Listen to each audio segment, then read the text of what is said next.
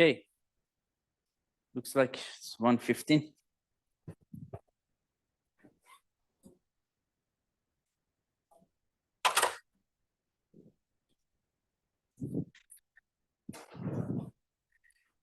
So yeah, let's get started. Welcome everyone to another lecture of computer architecture. My name is Mohammed Sadrosadati. I'm also the co-instructor of this course. Professor Mutlu provided the introduction about myself as well in the early lectures. So basically, I've been with Safari since 2017 or so. So it's been a while, and I'm proud of the position that I have in this group. Okay, so today I'm going to continue memory-centric computing that we have started last week and see to where we're going to get to. So remember that we wanted to, avoid data movement energy. So we wanted to move data less. And the goal was to provide processing inside memory or storage that we're going to see also later. And so remember about this, an example that we discussed, that we can consider memory or storage as part of your accelerator that you can store your applications, and the host processor can just query some of the execution through the memory and storage, and then ask the memory and storage to do the computation. And in the end, memory just send the result back to the processor. So of course, there are a lot of questions that we need to answer, how we can enable this, also in the line of interfacing, software, hardware units, programmability, as well as also compilation techniques and algorithms. And that's why we need to do research through the entire stack of computing to get there. So last week, we started talking about processing near memory and using memory, both of them, but we mostly focus on processing using memory. And we've seen basically one example of that processing using DRAM, that basically the nature is using, and the technology that we focus on was DRAM, and the location was main memory. So we discussed different works through how we can do computation, like for example, how we can move data inside the memory chips, and how we can do computation like bulk bitwise operation inside the DRAM. And today I will also continue a little bit to see what else we can do inside the DRAM memory. So yeah, and of course that provides very good performance improvement. So, and also we observe through the end of the lecture, we discussed that existing DRAM chips are already quite capable. And we discussed this paper from HPCA 2024 that we show that essentially commercially off-the-shelf DRAM chips, they can copy one row into up to 31 other rows with almost 100% success rate. And they can perform NOT operation with up to 32 output operands, and can perform up to 16 input and NAND, OR, and NOR operations. So this is really fascinating that actually the commercially off-the-shelf DRAM chips, that they are not designed for those computation, they are actually capable of doing these operations. But today we want to see what else can we do using DRAM. Any questions, by the way? Perfect. So one operation that we can do is, for example, we can generate random number generations. So this is one of the papers that we discussed in published in 2019. And we made observations that when you violate the timing of the DRAM, when you want to read from the DRAM chip, you need to basically obey some timings to make sure that you can read reliably. So when you violate those timings, there are some cells that they fail randomly. And I'm going to show that with this example. So basically, when you want to read a DRAM cell, you need to, so first the bit line is actually in the pre-charge stage, which is half VDD, and then you send the activate command. And after some time, you can send the sense amplifier enable command. And then after that, after some time, you can read reliably, right? So this is the TRCD that you need to obey when you want to read from the DRAM chip. If you violate this timing and basically reduce this time, you can actually cause some errors. So this is the guardman that we have. So we need to, the V mean is the minimum voltage that capacitor needs to reach such that you can read from that DRAM reliably. So when you actually weight less than TRCD, some of the cells are actually weaker, and they don't get to this V mean, on the right amount of time. So some cells are stronger because of the process variation. Some cells are stronger, some cells are weaker. And as a result of that, we actually have this huge guardband to make sure that we can read reliably from all DRAM cells. But if you actually reduce this TRCD, weaker cells have a higher probability to fail because they don't reach to the V mean. And the stronger cells, they actually have probability to, such that you can read them still correctly. And there are also some cells that they may fail or may not fail. And that's the key observation here that we have in this work. So these red cells, they have high percentage chance to fail with reduced TRCD. And strong cells, they have actually low chance to fail with reduced TRCD. But there are some other cells that they fail randomly with reduced TRCD. And those are the cells that they are actually very close to V mean when we reduce the TRCD. So once you see that there are some cells that they fail randomly when I reduce TRCD, you can use them to generate random numbers, essentially. So that's the key idea, and we refer to cells that they fail randomly when accessed with a reduced TRCD as the RNG cells. So we generate random values by repeatedly accessing RNG cells and aggregating the data to read. The random data satisfies the NIST statistical test suite for randomness. And we have shown that essentially the DRNG generate random numbers with a good throughput and low latency. So this is the work that you can also read more if you are interested. It's going to be also part of the reading in our homeworks as well. But we actually continue that line and show that we can actually improve the throughput of generating random number generations. So, and just to give you also a bit more context, because I missed that part, is that many of these embedded systems, they actually need to generate random number generations for better security. But having a unit or hardware architecture in them to generate true random number generation is actually very expensive.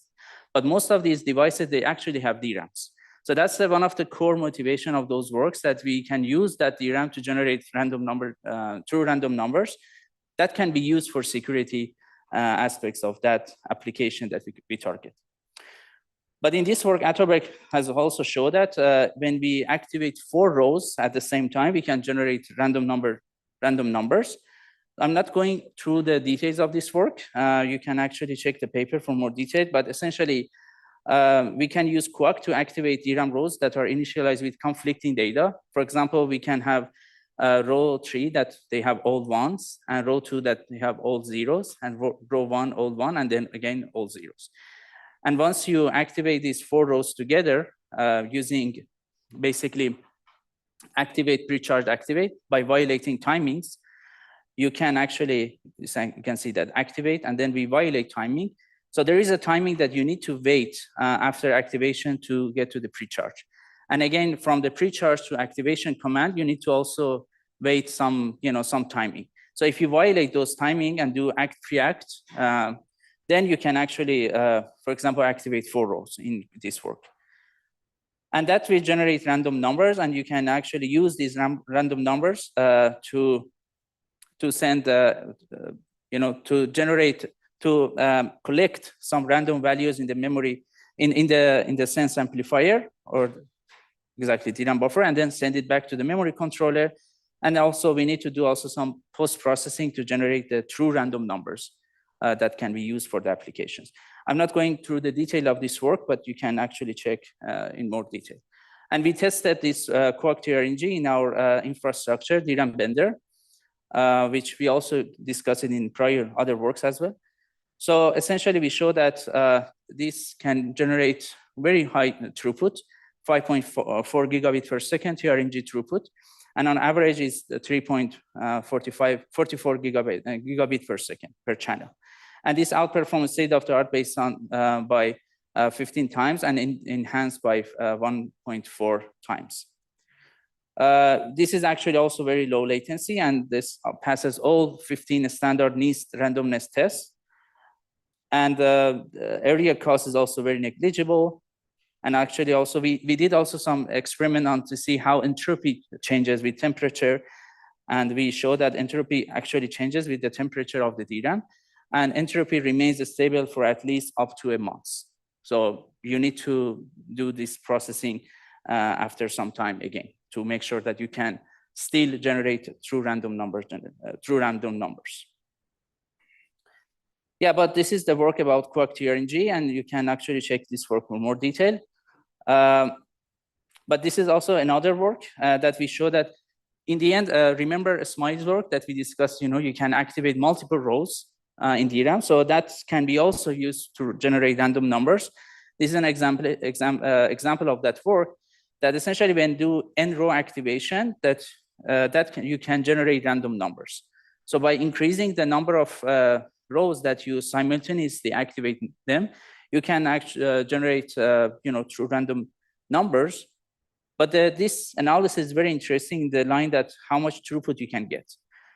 So by activating 4 rows, which is TCuARCH, this is your baseline, let's say, true random numbers throughput. But when you activate, for example, 8 rows, you can actually get higher throughput. With 16 rows, also a bit higher, and then with 32, you actually get lower throughput.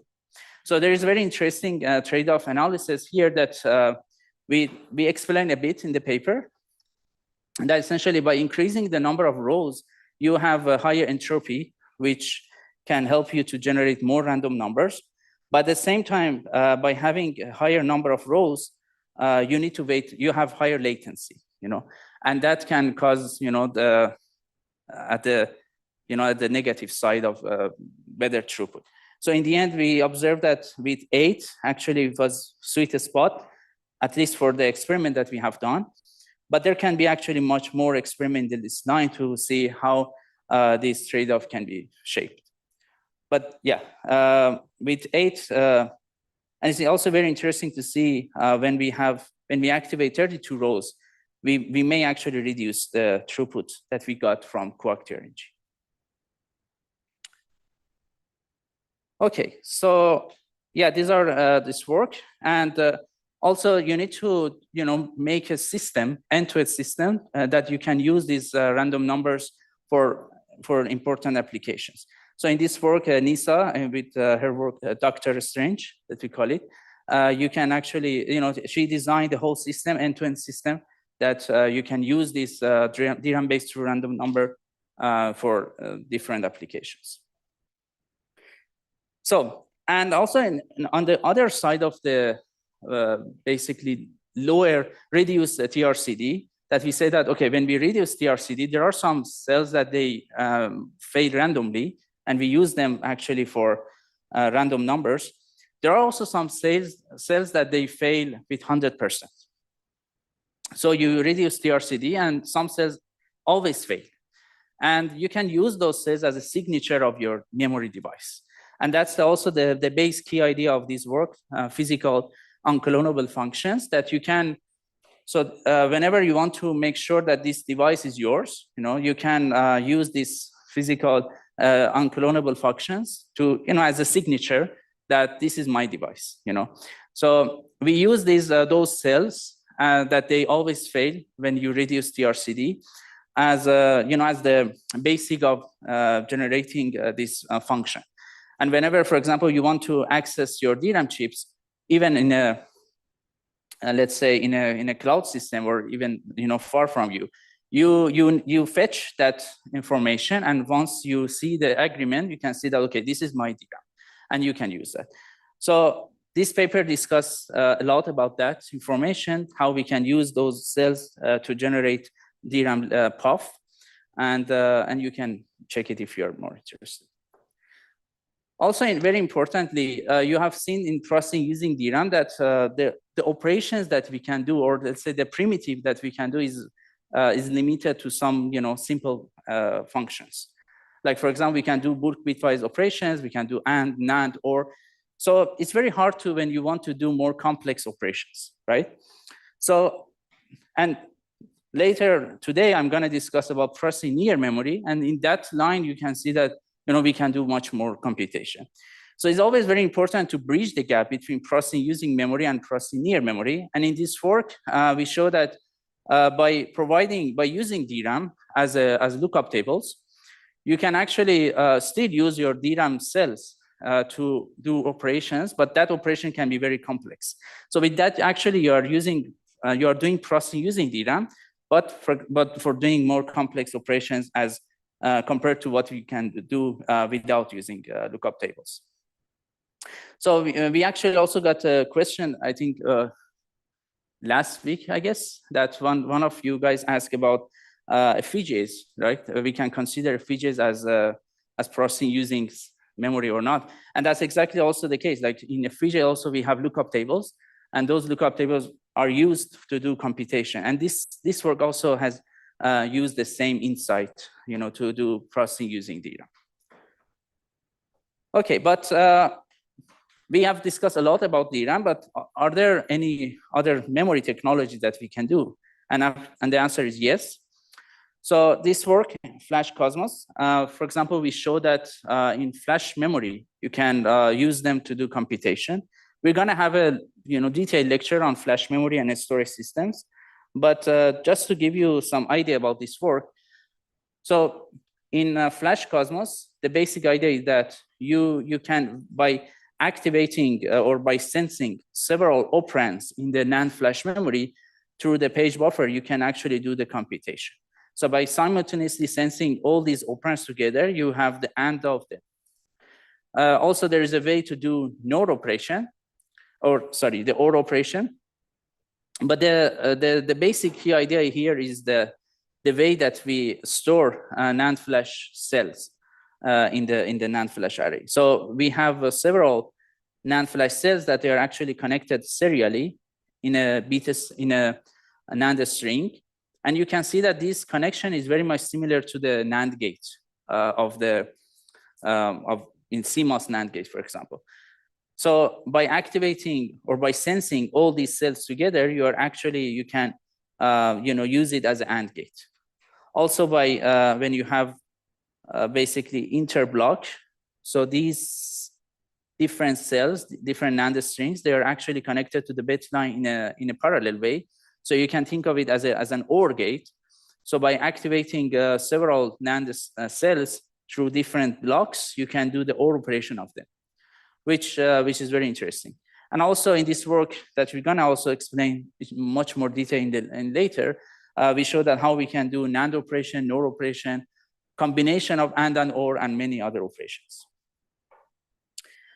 But this Flash Cosmos, another issue, which is also true for DRAM, in processing using DRAM as well, is that in general, we need to make sure that the reliability is good, when you do the computation. So in NAND flash memory is even harder because NAND flash memories, they are quite error prone. And whenever you read from flash memory, you're gonna have a lot of errors. So that's why flash memories, they have very sophisticated techniques to make sure that you can read from them reliably.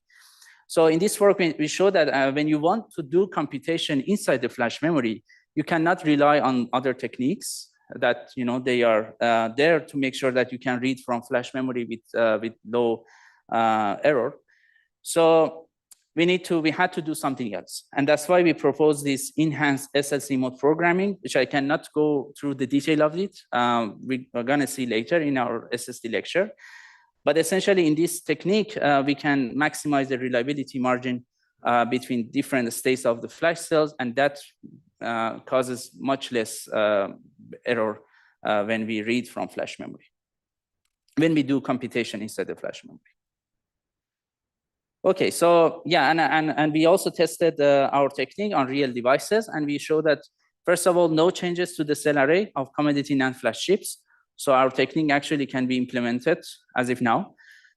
And also it can have many operands, like we can do AND operation up to 48, and also OR operation up to 4, with a small increase in sensing latency. So of course, when you want to sense 48 operands at the same time, you need to spend a little bit more time compared to original sensing latency. And enhanced SLC programming, we show that with this ESP, we can significantly improve the reliability of computation. And we have not observed actually any errors in the tested flash cells. And we show very good performance and energy consumption compared to prior work in this work. But as I said, we're going to see this work in much more detail later. So that's a primitive that, for example, flash memory can provide. They can provide these, logics that you can use them. But there are some follow-up works on that line that we try to use these primitives to do something, more sophisticated. For example, you can actually use flash memory to do serial addition. And that serial addition was the backbone of this work that we proposed how we can accelerate homomorphic encryption inside the flash memory. So this work, cipher match, we try to accelerate homomorphic encryption-based string, exact string matching by in-flash processing, which is very cool.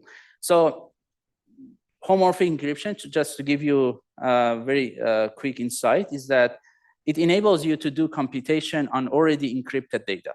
So usually when our data is encrypted, when you want to do computation on them, you need to decrypt your data. So you decrypt data, do computation, and then send the result back.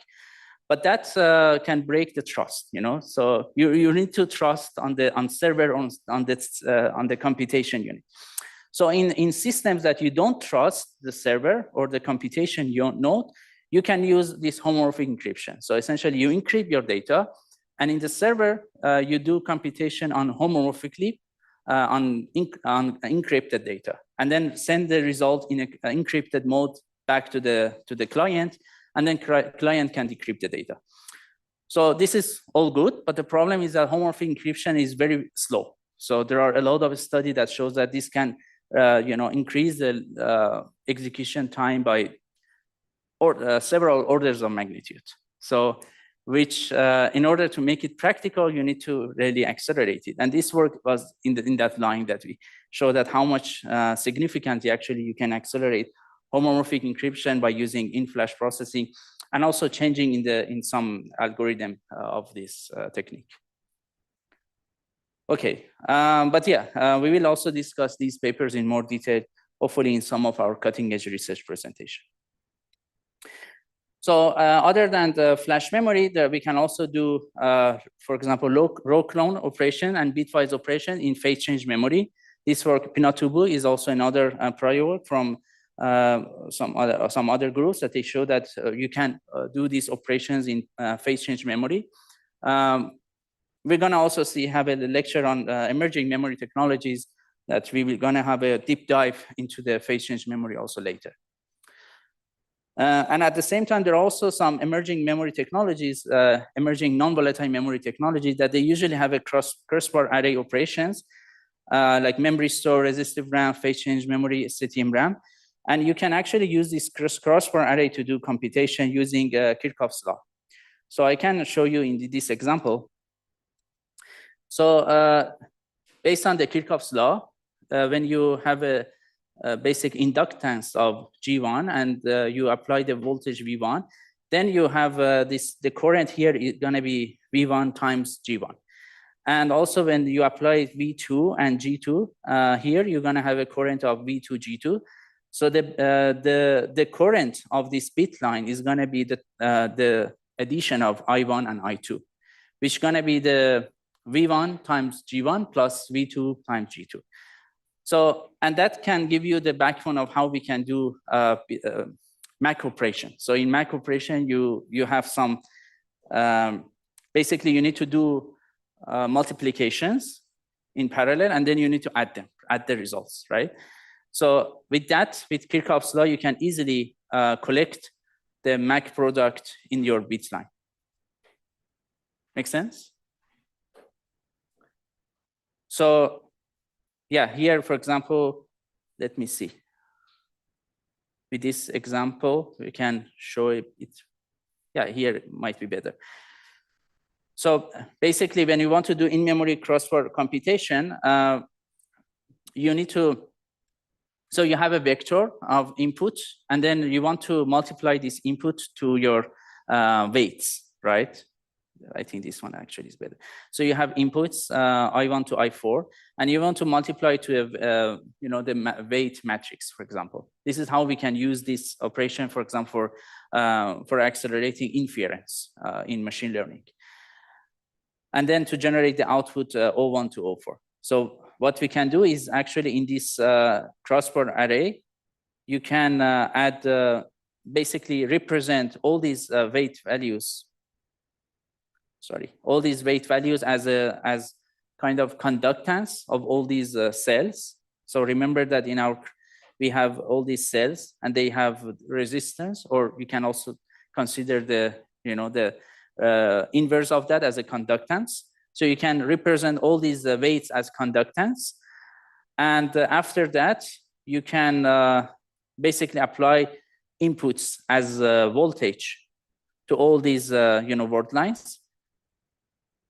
And then essentially you can easily collect all the, the multiplication. So the O1 to O4 is going to be here. Make sense? So of course, it needs some digital to analog and analog to digital, like as we have shown here also. You have digital to analog converter here, and also this is a sample and hold, that usually when we do an analog operation, you need to have this device of sample and hold to sample your analog value and then do analog to digital converter. But in general, the idea is very simple. So you use this Kirchhoff's law in order to do macro operation. Okay, sounds good. There are a lot of also, literature and other works in this line, which you can also check. But this work from Isaac is actually one of the very early work on this line that people have shown. Okay, so I think I conclude processing using DRAM. There are a lot more to cover, but we don't have time to go over that. But now I want to jump into processing near memory. So the mindset in processing near memory is a bit different from processing using memory. So in processing using memory, we mostly say that, okay, these are memory technologies, and these memory technologies are already capable of doing some computation. And we have done a lot of effort to show, what are these primitives? How can these memory technologies do computation? And once we know, then you need to build on those computation primitives to do more complex operations, or even more some applications like machine learning. So it's a kind of bottom line approach that you find, the primitives, and then you build on top of them to make accelerate important applications. However, in processing near memory, so first of all, we don't change the paradigm much. So still we have processing and also memory separated. But the only difference here is that we push the memory much closer to the process, or push the processing to closer to the memory. It can be actually in the caches, it can be in the memory controller, can be near each module, can be near DRAM banks or even subarrays. So with that, you're actually moving the functional units, or the ALU, or the processing elements essentially closer to the memory array. And with that, you can actually reduce data movement energy and provide better performance because of lower latency and also higher bandwidths that you have there. But you haven't changed the whole paradigm of that we are used to it. And that's why actually processing near memory is easier for adoption. And many companies that they are also startups that they are doing processing memory, they are mostly working on this line of processing near memory. So in processing near memory, we know that this is possible, right? We know that, okay, by adding some functional unit close to the memory, you can do something. You can, accelerate applications. So that's why the mindset here is actually mostly top-down.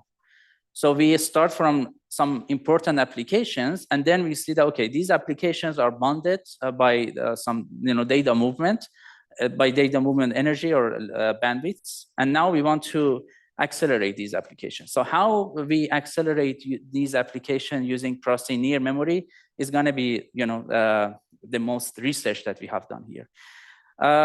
So that's why actually you're going to see a lot of different applications in the processing near memory that I'm going to discuss now. And in general, if you want to have a holistic view of PIM, I would recommend you check this actually our book chapter, which actually is already becoming like a book. Is very I think it's more than 90 pages. So it's very detailed that you can check that book.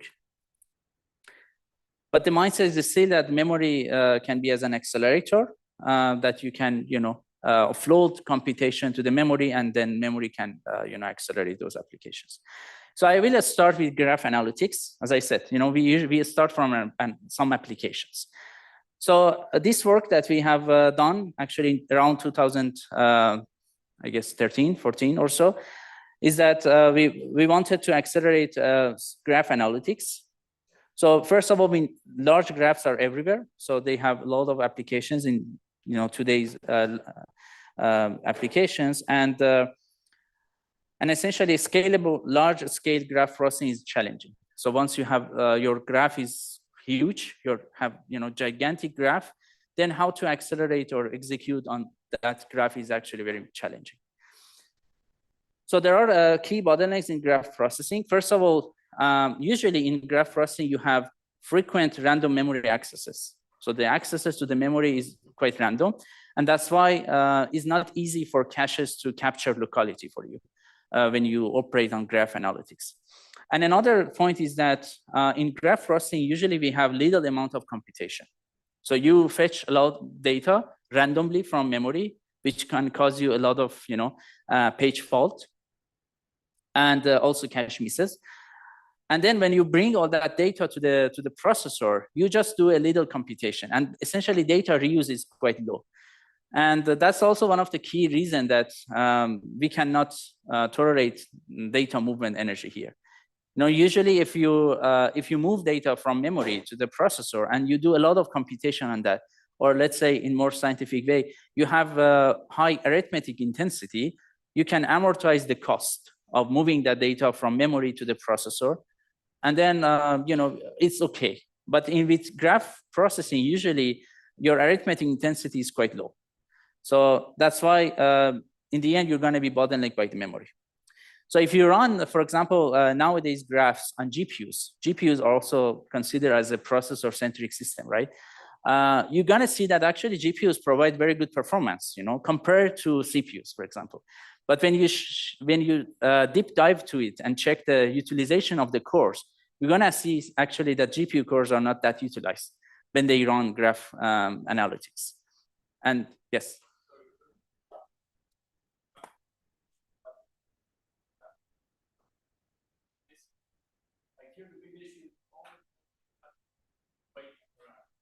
Yes.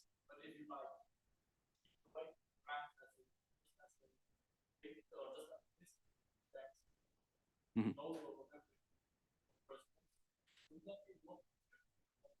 So people have tried actually a lot how to place the graph data in the memory. But when you think about the nature of this graph, first of all, you have this pointer chain seek usually, which you don't know what would be the next location of your data. You need to actually read a node and then see, okay, what's going to be my next neighbor. So that's one part of it, which is pointer chaining, which makes the prefetching and all these techniques that we have designed, to mitigate the data movement problem. It makes them less effective. But another important issue here is that most of the time today's graphs are quite sparse. So when you want to store them, you use a sparse representation. And by using a sparse representation, which is actually necessary, because if you don't that, they're going to be a lot of data in the memory. So you use a sparse representation, and with that, actually, it's going to be much more random, which you have to do it, but in the end, also your access is going to be much more random. Yeah, sure. Yeah. Okay. Yeah, so we wanted to accelerate graph analytics. We could actually also do it for machine learning, for example, but back then we started with graph analytics. We see this opportunity. So technology actually is one of the main enabler of why we try to do processing in memory more and more these days. So this 3D stacked logic plus memory has been proposed back then with this hybrid memory cube, which now actually the HMC, I think they discontinued it. But HBM has succeeded with some other ways of doing it. But in the end, it's not the fundamental is not that different. So you have this 3D stacked memory, which memory layers are connected through TSVs, and then you can allocate one layer for doing computation, and that's the one way of accelerating or providing higher memory bandwidth to the processor or to the logic units. So we see this opportunity and we use this HMC for accelerating graph analytics. As I said, this can be applied to other applications. Like if you read this paper TCuARCH in detail, you're gonna see that the framework is not very much bound to the graph analytics. This can be also used for many other applications, including machine learning. So the way we did it, so first of all, we have different HMC cubes. And we need to use several HMC cubes because in order to be able to store the data for these gigantic graphs, you actually need a lot of memory. So memory was never enough. And today is also, that's one of the reasons that GPUs also, they are, in GPU cluster, they are collecting several GPUs so that it's not only the processing power that you need by collecting or combining several GPUs. It's also about the memory, capacity that you need.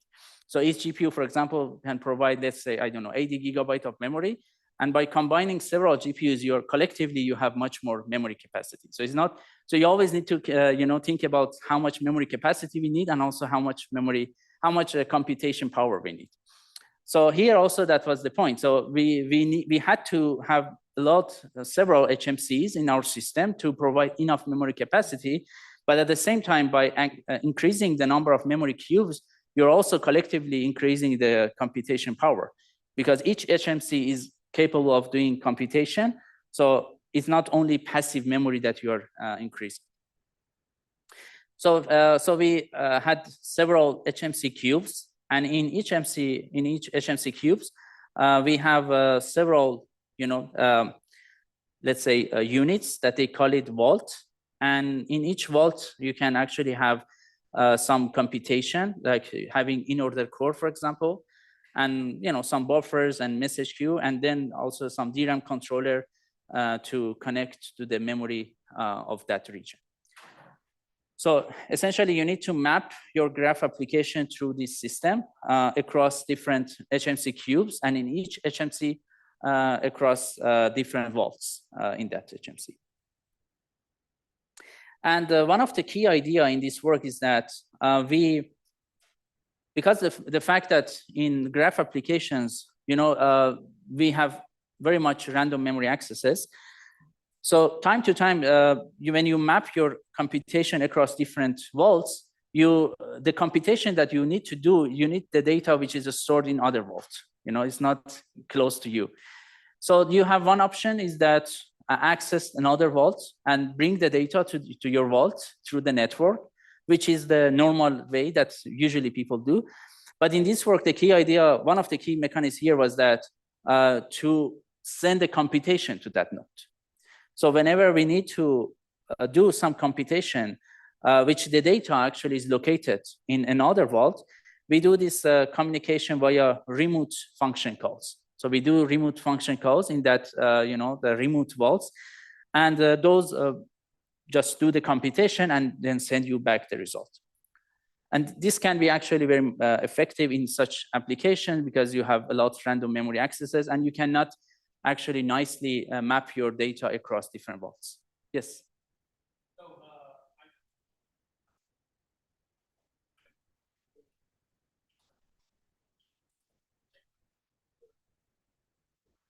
Yes.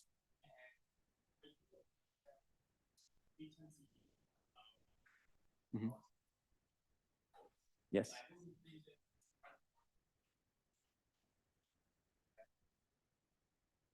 Yes, that's correct. Yes.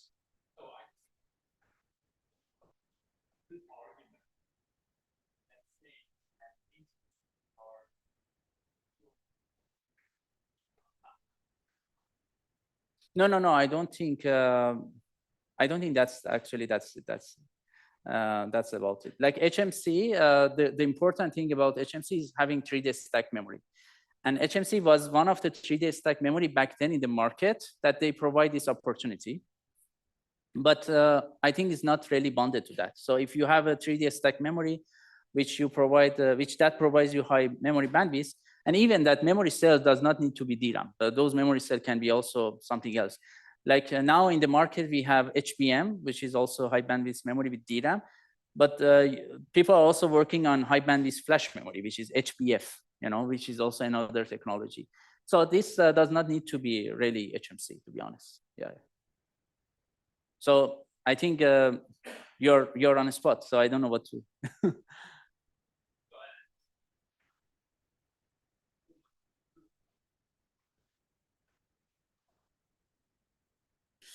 So I'm going to show you some results through the end that the performance we get from this technique actually partly is because of the architecture. So just by running these graph applications on HMC, you're going to get some performance improvement because HMC provides higher memory bandwidth, right? But then through these key ideas and also the algorithmic improvement, that you can do communication via do these remote function calls, all these things, when you apply them, you get much higher performance. So that part is actually architecture part, that you like how much by changing the programming interface and, by all these techniques can you get performance improvement. Yes. But I will show you that result later.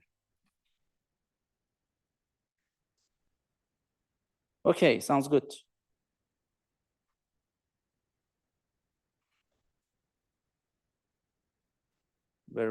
So yeah, essentially that's about it, how we can do communication. So for example, here, the computation that we want to do, the data is actually located in another vault, in vault, let's say number 2. So instead of bringing that data to our vault, we actually send the computation, by doing this remote function call to another vault, and that which I already explained. But that needs to be implemented through the software as well. So that's why we also changed the programming of these applications. By doing that also, we realized that we actually, and that provide very good performance, but still there are a lot of memory bandwidth that we are not, utilizing it. So that's why also we added some prefetching unit that we were prefetching data from our, HMC vault through this buffer. And with that, we were prefetching data to utilize that bandwidth internally more to get better performance. Okay, so we evaluate this system and compare to several baselines, DDR3, and also having HMC, and also HMC with the different core configuration, as well as TCuARCH. And in the end, you can see that TCuARCH, by combining all these techniques, in the end provide more than 30 times performance improvement. And the memory bandwidth consumption is actually, in the end, by combining all these techniques, is 2.9 terabyte per second, which this architecture, TCuARCH, collectively actually provides you 8 terabyte per second. So it shows actually that in the end, we couldn't really utilize the memory bandwidth that well, which shows that actually there might be a lot more things to do here, to utilize this bandwidth better and provide better performance. And people actually have work on, some follow-up on these works as well, in this line. And this is my, that the answer that I prefetch regarding your question, that by doing this computation on HMC without changing anything, you get some performance improvement. By changing the programming model and provide that remote function calls, for example, you can add up more and then get much more performance improvement. Okay, and this architecture also provides very good energy reduction compared to prior work. If you want to learn more, the paper, I think is actually one of also the readings in our homework 1. Is homework 1 already out? And this also a short retrospective in 50 years of ISCA, which we have written, and you can also check this, which I guess is also another part of the reading in our homework 1. Okay. So, yeah, so but that work, we show that by doing a lot, through the entire stack, you can actually accelerate graph analytics even a lot, but you can actually continue more. You can even change the algorithm, So in this work, accelerating graph pattern mining, we show that actually these applications that they are used for graph mining, basically they can benefit a lot from algebra, with set algebra. So there is a way that you actually can represent graph analytics using algebra, either, for example, linear algebra or set algebra. And linear algebra is actually very much useful for some, workloads like triangle counting, for example, or let's say a single source shortest path that you can basically represent your graph analytics using, the adjacency matrix and some simmering, which basically you need to extend the definition of matrix multiplication. So usually matrix multiplication, you do multiply and then you do addition, right? But if you expand the definition of that multiplication and addition to another level, which we call it simmering, you can actually implement much more. For example, in single source shortest path algorithm, instead of doing multiplication, you need to do addition. So you do addition, and then instead of addition, you do minimum. So each, those elements, you just add them, and then you calculate the minimum of them, and then put this to your output vector. So this going to be the backbone of for example, the algorithm for single source shortest path. So that's it. That's linear algebra. However, graph mining can be implemented with set algebra, that you can actually represent many of these applications using a set operation. For example, set union, set intersection, for example, and with that you can implement it. So it turns out that this set operation can be accelerated nicely with processing using DRAM or processing using memory in general. So remember that, for example, in processing using DRAM that we've discussed, like the work ambit, we show that we can do bulk bitwise AND operation, right? Or for example, bulk bitwise OR operation. So when you want to do set union, you need to do OR operation, right? So you store two sets in two different DRAM rows, and then you just do the OR operation using ambit operation, for example, and then you do the set union operation. Or for example, for set intersection, you need to do AND operation, right? And that can be also implemented nicely with ambit. So this work shows how nicely, when we change the algorithm, we can benefit much more from processing in memory. So this, just to give you also a little bit more context here, is that this set algebra and also using set algebra and linear algebra are not something new. People have generated the theory long time ago, but usually, for example, they are not maybe that useful in processor-centric techniques. Like, for example, in linear algebra, I can also say that because I have done a lot of research on that. In linear algebra, when you do graph analytics with linear algebra, usually your complexity of the operation, the algorithm is going to be a bit higher. So you need to do, in the end, you are doing more operations. So by processor-centric systems, when you do more operations, you may not get better performance, right? However, by using, but maybe these techniques can enable much more optimization in some other, domains like processing memory. And that's why when we want to work on this theme or memory-centric computing in general, we need to actually also revisit all the algorithms. So some of these algorithms that we have been using, they may not be, let's say, effective enough for this new platform, because they have been designed with the processor-centric mindset, right? in memory-centric mindset, memory-centric computing mindset, we need to also revisit all these algorithms and maybe redesign them from the scratch with a different mindset. So this work is very interesting, that line, which I suggest everyone to check it. And now I want to go over some other works, but maybe it's a good time to get a short break. Let's get back at 2:15. And today I'm gonna give you 2 breaks. So I prefer 2 short breaks. So let's see. Let's continue at 2:50. Thank you.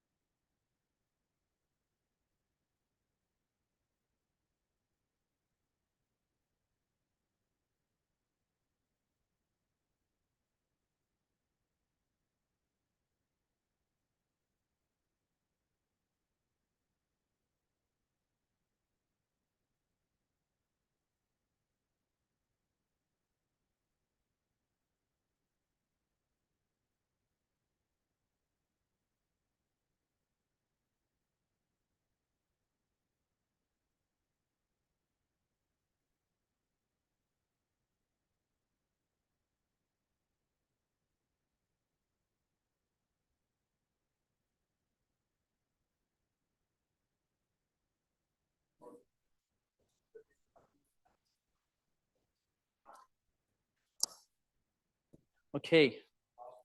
Am I audible? Can you hear me? Can you hear me? Okay, good. It's fine. Okay, let's continue. So yeah, as I said, in processing near memory, we're going to see a lot of different applications. And this work, for example, we focus on Google neural network models for edge devices. So you know that Google actually has implemented TPU, and which is tensor processing units, which they propose to accelerate these applications. And there also we have edge TPU, which is mostly used for these edge neural networks. So in this work that we have done with Google, we first started to study the utilization of these TPU units, and we observed that. So basically, we extensively analyzed the state-of-the-art edge ML accelerator Google Edge TPU using 24 Google Edge models. So we tested CNNs, LSTM, transducer, RCNNs, and so on and so forth. And we observed that, unfortunately, Edge TPU accelerators, they suffer from 3 challenges. It operates significantly below its peak throughput. So they are designed for some, throughput, but they, in the end, the throughput that you get is actually significantly below that, which, if you remember my message about GPUs, that's also more or less the case for GPUs when they run graph, for example, graph analytics. The peak throughput of GPU can be very, very high, but once your application is not that compute bound, and you're gonna wait a lot for the memory accesses, then actually you cannot get that much peak throughput, peak computational throughput from your for GPU, for example. In this line also, we observed the same for Edge TPU. And also they operate significantly below its theoretical energy efficiency. And also it inefficiently handles memory accesses. So our key insight in this work was that these shortcomings arise from the monolithic design of Edge TPU accelerator, that essentially they have this, the design that one size should fit all, so we have heterogeneity in different models, and even in each model across different layers, which I'm going to show you some results later. So these Edge TPU accelerator, they have been designed based on this mindset that one design should fit all cases. And when you do that, you may first of all, you may you may oversubscribe or undersubscribe. So you might have a lot more computation throughput, but you cannot, you cannot utilize that. Or in such cases, you might not have enough throughput in your system. So that's the problem that we usually have when we have this, the monolithic design. So in this work, we come up with a new framework called Mensa. That Mensa consists of actually heterogeneous accelerator. So first of all, it's not homogeneous, it's heterogeneous, which can try to cater to different layers, and also different, the layers and different models characteristics. And also we use, in Mensa, we also benefit from processing memory, which I'm gonna show you later. And in the end, we show a very good performance improvement and energy reduction compared to the state-of-the-art TPU. So in Google Edge neural network models, you know that they are actually very useful. And so we analyze them. And we observe that the first key insight, that there is significant variation in terms of real characteristics across the models. So here you can see that we have different models, and we are reporting flops per byte and also parameter footprint. You can see that some layers from CNNs and RCNNs, they actually have very high flops per byte. However, some layers from LSTMs and transducer, they have very low flop per byte, and actually they need a lot of memory. So this can show you actually when you have a quite high flop per byte, is actually your arithmetic intensity. So when your layers has quite high flops per byte, you can potentially accelerate that using computation-centric systems, like for example GPUs or here for example TPUs. However, when you have low flop per byte, you're going to be actually bounded by the memory because you cannot amortize the overhead of bringing data from the memory to the processor by doing computation, because the amount of computation or amount of flops that you're doing per reading 1 byte is actually not high enough. So you can observe that we have significant variation across different models. And also the second key insight is that even within each model, layers exhibit significant variation in terms of layer characteristics. So we, for example, our analysis of HCNN model, we observed that layer 5 and layer 13, they are actually have different, the MAC and also the operation and also flops per byte. So they are different. So variation in MAC intensity up to, in CNN, we observed that, for example, in CNN5, the max operation we have based on the number of layers, we have different, the MAC intensity. And also in CNN13, for example, also depending on the number of layers, we have different flops per byte. So variation in MAC intensity up to 200 times across layers, and variation in flop per byte up to 244 times across layers. And that brings us to Menza. So this is HTP accelerator, which is a monolithic accelerator. There is one accelerator for all these different models and different layers, which you can imagine that how inefficient it can be. And in Menza, we have different models. At runtime, we do some characterization, and then we try to categorize these models or layers into different families. And based on each family characteristic, we have different accelerators. So for family 1, we actually try to be much more compute-centric. So you is more or less, yeah, exactly. So you have a CPU, and then you have this computation, which, you have these accelerators.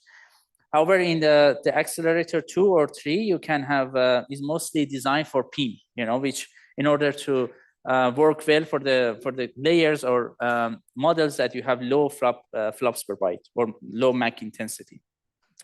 However, we have a variation there, so we don't have one version of PIM here. So you have different versions depending on how much computation and how much memory capacity you provide for each of these accelerators. So we did this experiment, and we observed that across different models and across layers, we can actually categorize them in 3 families. So families 1 and 2, they have low parameter footprint, high data reuse, and MAC intensity, which make them suitable for compute-centric layers. Basically, in other words, they are not bounded by memory bandwidth or, let's say, data movement. And other families, family 3, 4, and 5, they have high parameter footprint, low data reuse, and MAC intensity. So they are actually mostly, we call them data-centric layers that we try to accelerate them using PIM. But as I said, we don't have one version of PIM for accelerating all these 3 families. So depending on depending on each requirement, we have different PIM solutions. So Menza actually provides very good energy reduction compared to TPU, and also very good throughput improvement compared to prior work. So yeah, if you want to learn more, you can check the paper for more details. But that's also, we have kind of similar work for LLM inference as well. So in large language model inference, also we show that we have heterogeneity. So depending on so usually when you want to run LLM, you run them based on you try to parallelize the computation based on the 2 parameters, which is token level parallels and also request level parallels. So there are 2 parallels types that you can use when you want to run LLM. And based on these parallels levels, actually, you might get to different, scenarios. Sometimes some of these kernels, they're going to be compute bound or memory bound, depending on the token level parallels and also request level parallels that you have. So prior work, they try to have a kind of heterogeneous accelerator for that, because you might have compute bound and memory bound, but they don't do this online identification. So the problem is that they based on their technique, based on some static offline analysis, that these kernels are either compute bound or memory bound. But in this work, we show that at runtime, TLP and RLP values, or let's say parallelism levels, can be changed. And with that, some kernels that they tend to be compute bound, now they might be memory bound. And in the end, we designed the PIM solution for that, as well as like the heterogeneous system architecture, and with different PIM engines, as well as compute-centric technique.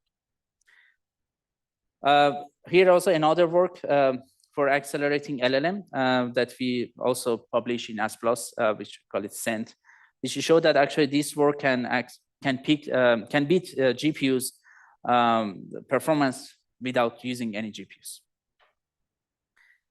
So in PAPI, as I said, we have this heterogeneous accelerator. So here is one of the the accelerator, which is combination of some computation-centric accelerator as well as PIM. But since we might need different kind of PIMs, we also have another PIM engine connected to this accelerator, which this PIM can provide higher memory capacity, but less computational power. So we also have heterogeneity when for the applications, for the kernels that they are memory bound. Same as what we have shown in Mensa. As I said, we have two PIM designs depending on the family of them. Here also we show that we actually need to have a hybrid PIM design. Yeah, and actually, so my goal is not going through details of this work. So I don't expect you to know a lot about these works, but I just want to show that this mindset of processing near memory can be applied to many different applications. So yeah. Here is also another work that we have done with Google. We work on Google workflows for consumer devices, and we show that actually, a lot data movement bottleneck in these applications. So I'm gonna go over them very, very quickly.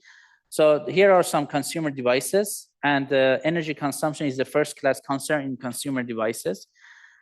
So there are some popular consumer workloads like Google Chrome, TensorFlow Mobile, video playback, video capture. Do you have a question? Which we are already also using them now by live streaming, I guess, this lecture. So we observed that the first key observation is that 62.7% of the total system energy is spent on data movement, which is a lot. This is, I think, Professor Mutlu also showed this data to you from one of the early lectures, but we didn't talk about data. So here is the data that we have got from this work, that around 63% of the total system energy is spent on data movement, only moving data from DRAM to the SoC to do computation.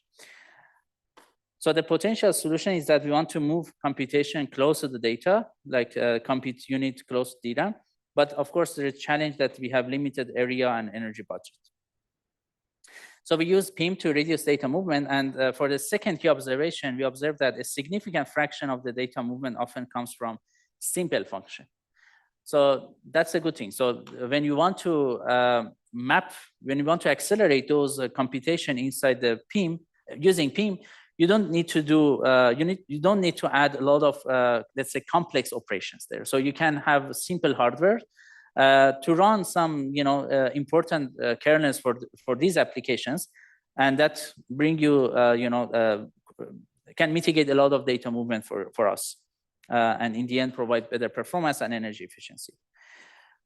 So as a result of this key observation, we can design lightweight logic to implement 3 simple functions in memory. We use PIM core and also a small. So we tested as a small embedded low power core like PIM core, and also we also tested using small fixed function accelerators. So you see that how can we get better performance by adding some accelerators. Of course, the downside of adding accelerators is that they are kind of rigid for the applications that we have studied. If you consider these accelerators, if you consider some reconfigurability on them, yes, you can try to support some other kernels. But if you kind of hard code, for those specific kernels, you might not be able to run some other applications. But having a PIM core, you might be able to run different kernels, but in the end, your efficiency is lower. So that's also another trade-off to think about it here. Okay, and we observe very good performance and energy consumption by offloading these computation to the P. Okay. Here are also some results for you to check if you are interested. But yeah, in the end, we show very good performance and energy efficiency for mobile devices. Okay, but it's not only these applications. We can also use this kind of processing-near memory for other important applications, like, for example, bioinformatics in genome sequence analysis. This work is one of the work that we have done for read mapping. Actually, read mapping, one of the important application in genome sequence analysis. So the idea of processing near memory does not need to be only processing near DRAM. It can be also processing near flash memory, for example. So you can also map your data inside the storage system. You know, map your computation inside the storage, like SSD, and you can compute there. So you are still doing processing near memory, and that memory can be flash memory, right? So you should be able to also extend this idea of different kind of memory. And in fact, in some cases, doing computation inside the storage system is much more efficient compared to do inside the main memory. Because if your application data initially resides inside the storage system, you don't need to pay that overhead to bring that data to the main memory. Because we try to forget about that. We think about, okay, our data is stored in the main memory, which can be also the case. There might be some applications that you want to keep your data inside the DRAM, but there are some applications that the data is actually initially stored inside the storage system. So by doing some computation inside the storage system, you don't need to bring that outside the storage, which can actually reduce a lot of data movements for you. So in this work, we focus on genome sequence analysis, and we show that when we want to do computation, we bring data from storage system to the computation unit, and to do some computationally intensive application, which is alignment algorithm for calculating the edit distance of the application. I think Professor Mutlu also in one of his lectures, he discussed about edit distance and Hamming distance. So in these applications, we need to understand, okay, how much these two strings are different from each other. So you need to do some calculation on do some approximate string matching, and with that you do these alignment algorithms. So that's actually a very computationally expensive application. But since you are bringing data from storage system to the computation unit, you have computation overhead because of the alignment algorithm. And also you have data movement overhead because you are bringing data from storage system to the processor. So there has been a lot of effort in prior work that people try to accelerate this computation by doing by changing some, by applying some heuristic algorithms, or for example, by designing some accelerators in a compute-centric way, or for example, designing some filters at the software. And those actually cause, less computation overhead. So now that you don't need to pay that much for the computation, however, you still need to bring a lot of data from the storage system to the computation unit.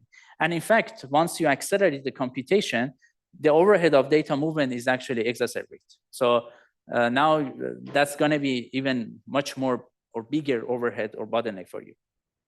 So our key idea here is that we wanted to design a filter inside the storage system such that we only move the reads, the part of the, basically the genome sequence that we sequence. So it has a lot of reads, like fragment string that we call a reads.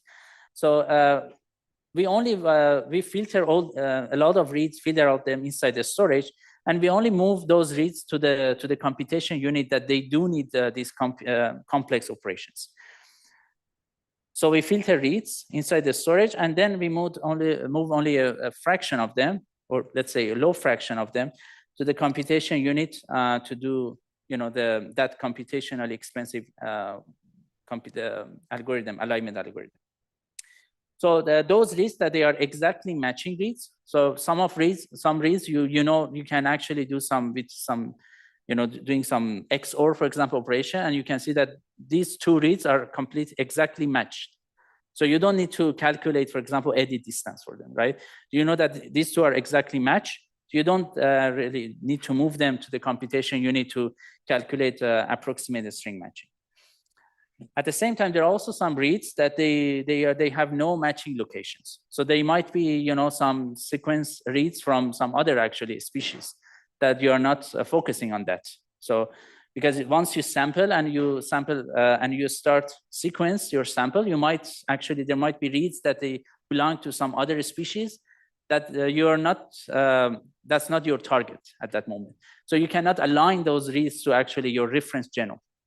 So you can, with some algorithms, you can actually, with some high confidence, you can realize that, okay, some of these reads, they are not going to have any matching location in your reference genome. So you can also filter them out.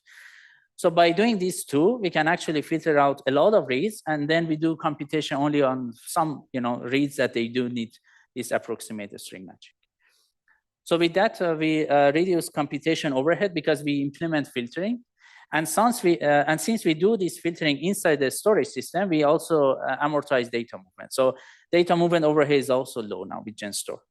And that's the reason that GenStore provides significant speed up and also energy reduction compared to prior works.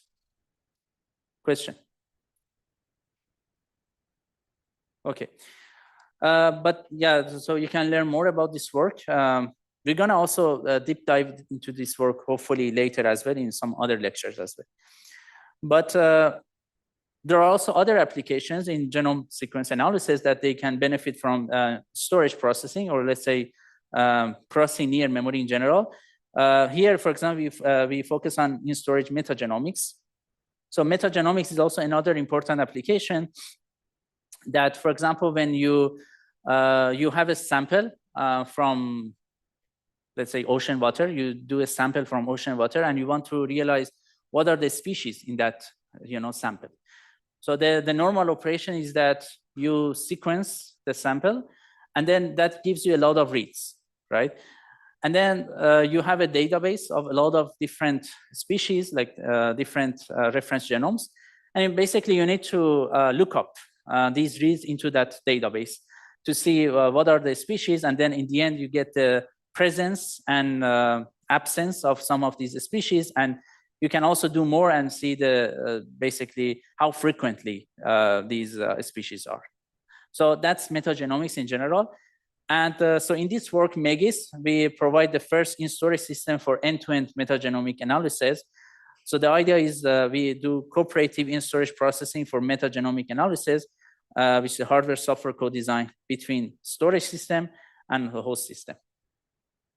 So that's also very interesting, let's say, key design here that we show that essentially it doesn't, when we talk about processing near memory, we say that basically data-centric. So we want to do processing where it makes sense, right? So usually we do processing where data resides, but there are some kind of processing that when you want to map them, for example, inside the storage, you need to pay a lot of overhead. So you need to, for example, add complex functional units, which you can do, but the problem is that, that might be not cost efficient. So in this work, we actually show that there are some kernels that we can actually do them in the host system, and you don't need to pay a lot of data movement for them. So you do them in the host system, and the rest of the computation you can do inside the storage system.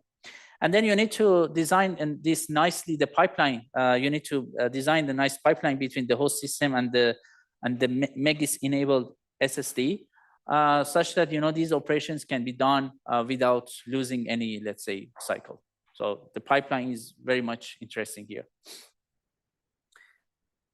So as I discussed about metagenomics in general, so Megis also has 3 steps. So the step 1 is preparation of input queries, which we do actually in the host system.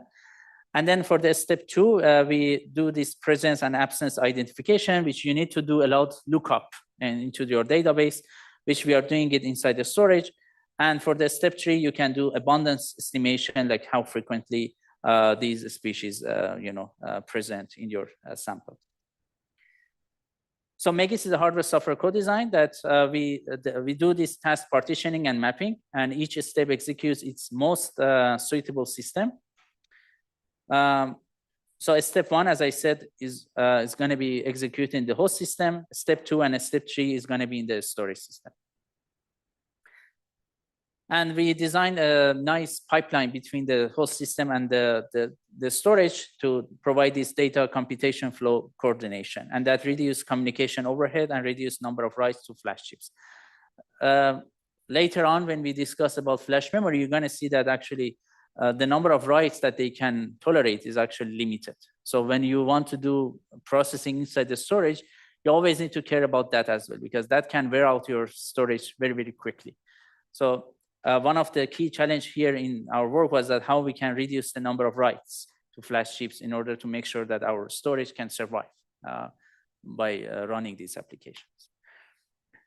And we designed a storage-aware algorithms, which we have also discussed for graph analytics, like in the work SISA. I said that, how can we change the algorithm to make them more suitable for these processing memory system or PIM in general. Here also, we changed the algorithm to make it more efficient for the storage. And also, we added some accelerator inside the storage for doing this computation. Okay, so we studied this application. We analyzed it, Megis, through compared to prior works. With one of the, also we implemented in one of our state-of-the-art SSD simulator, MQSIM, and we compared it against different baselines. Which, if I want to give you some insight here, is that it has been always the trade-off for metagenomics tools, how much they can provide accuracy and how much performance you get, And some tools like Kraken Line, they're actually tools that they are performance optimized software. So the software is actually more optimized for better performance, but at the price of lower accuracy. At the same time, on the other hand, there are also other techniques like MetaLine, which they provide actually very good accuracy, but their performance is much lower. So there has been a lot of like this challenge, or let's say competition between performance and trade-off and accuracy across different tools. And I'm going to show you how this Megis actually can reach this, solve this trade-off actually nicely. And we show that actually Megis provides significant speed up over both performance optimized and accuracy optimized baseline.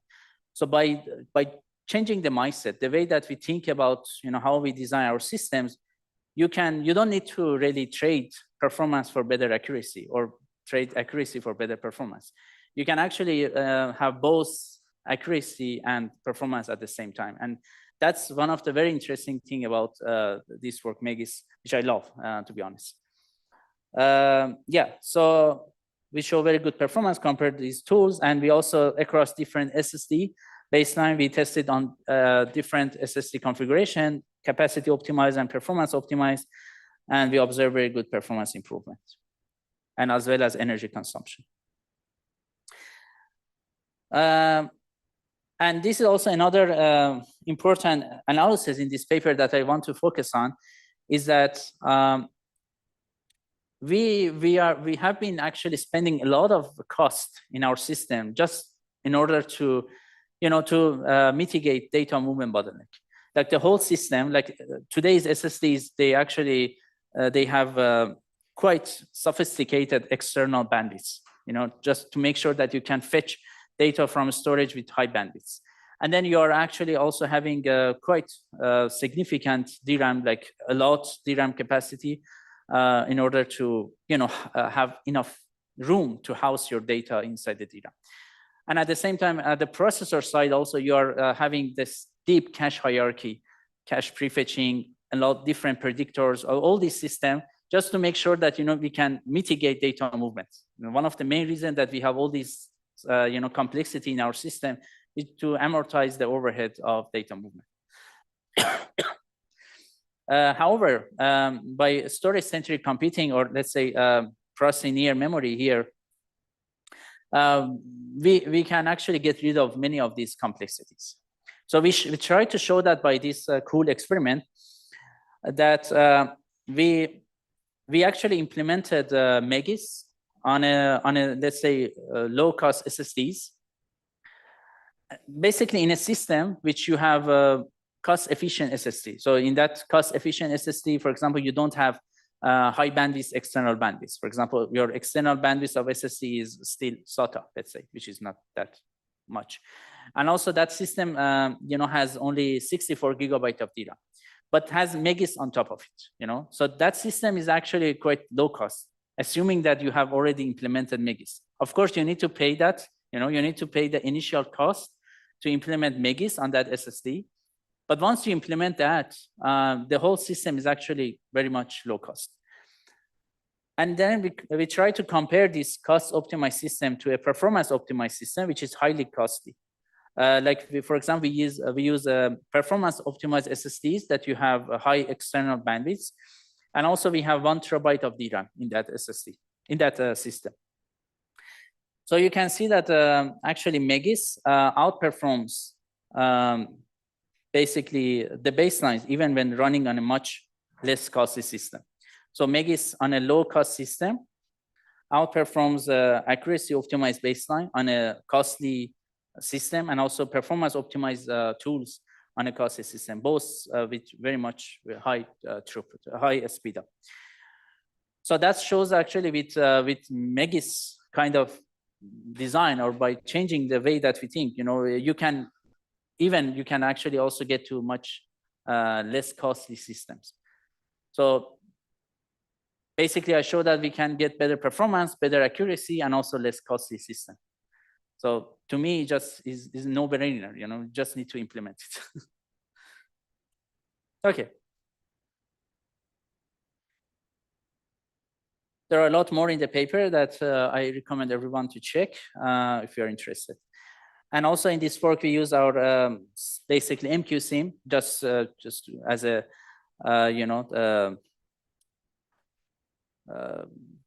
just to give you some insight about it. It is a state-of-the-art simulator we use for simulating storage, and so that's why also we need to develop infrastructures when we want to do these researches. And MQSIM is one of the examples of that. Back then, when we were thinking about the storage system and we wanted to do some, studies on them, there were no simulator that were capable of simulating modern SSDs. And then we started actually coding our own simulators, and in the end, we call it MQSIM. And that enables our studies on that line on 2017 or so. And in the end, also MQSIM has been enabled many other studies after on. So hopefully we're gonna also have a lecture on simulations, and you're gonna see also a bit about MQSIM later. Okay, and similar to MQSIM, basically we need to, if I want to expand it, we need to design tools, to improve, to implement processing-near memory, or see how we can use that. So one of the important questions that we need to answer here is that we need to decide what to execute where. And that's a very important question in processing-near memory, because as I said, it's a top-down approach that you have your application and you want to accelerate it. And each application has different kernels, and these kernels are communicating across different, with a lot of data. And so you need to characterize your application and understand, what to execute where. So some of these kernels might be useful for processor-centric systems, some for memory-centric systems, and so on and so forth. So we essentially need tools. And this is one of the work that we have done very early in this line, DOMOV, which I believe we need, also in this line, there should be a lot more work as well. But in DOMOV, actually, we provide deep analysis on the basically data movement bottlenecks. So in many applications, they have data movement bottlenecks, but how we can fix that data movement bottlenecks? Sometimes you don't need to, for fixing that, you might want to do it in PIM, use PIM, or there might be some other solutions like, the increasing your cache hierarchy or enlarging some cache levels or so. So we look into many different applications in different domains, like graph processing, database, time series analysis, and so on and so forth. And we did a lot, profiling of these applications in a step 1. And then we provide this memory bottleneck analysis, like based on the temporal locality of the application, which you need to basically read the paper about these metrics, LFMR, how we define them. So when it is low and high, or after LFMR, based on the, depending on the MPKI, means per kilo instruction, and also arrangement intensity. So we categorize this memory bottleneck in different classes. And so PIM can be actually used for some of these classes, but there might be some classes, for example, this one is L1 cache capacity. So if you just increase your L1 cache, you can actually get better performance, for example. But of course, this analysis is limited to the way that we look at PIM. So in this work, if you check, the PIM is considered, I guess, as a, like we have the main memory, we have this 3D stack memory. And yeah, and then that PIM is running on that 3D stack memory. But there might be some other PIMs as well, like with processing using DRAM, because processing using DRAM not only provide better, let's say, memory, not only provide better, let's say, not only reduce memory data movement, but at the same time, but also provides higher computation power. So in processing using DRAM, for example, you have a lot more computation throughput. So when you want to do, for example, bulk bitwise AND operation, in processing using DRAM, you have a lot more, let's say, computation power. So when you think about PIM is not only the substrate that you can amortize data movement. You can also think about PIM as a substrate that can provide a lot computation power to you. So it's not the decision on what to run where is not really simple. Depending on the PIM you consider, and depending on the application, the kernels, the primitives that you can support inside the PIM, you might get to different answers to that. So that just to give you some clue that this research is actually very much ongoing, and people need to do a lot more in this line to decide what to run where. Okay, so yeah, but this Genome is actually open source on our GitHub, and you can check if you are, and you can use that actually with our tool chain and to decide basically to categorize data movement bottleneck. And this is old face Geraldo that he was presenting this work. Tomorrow he's gonna actually also present.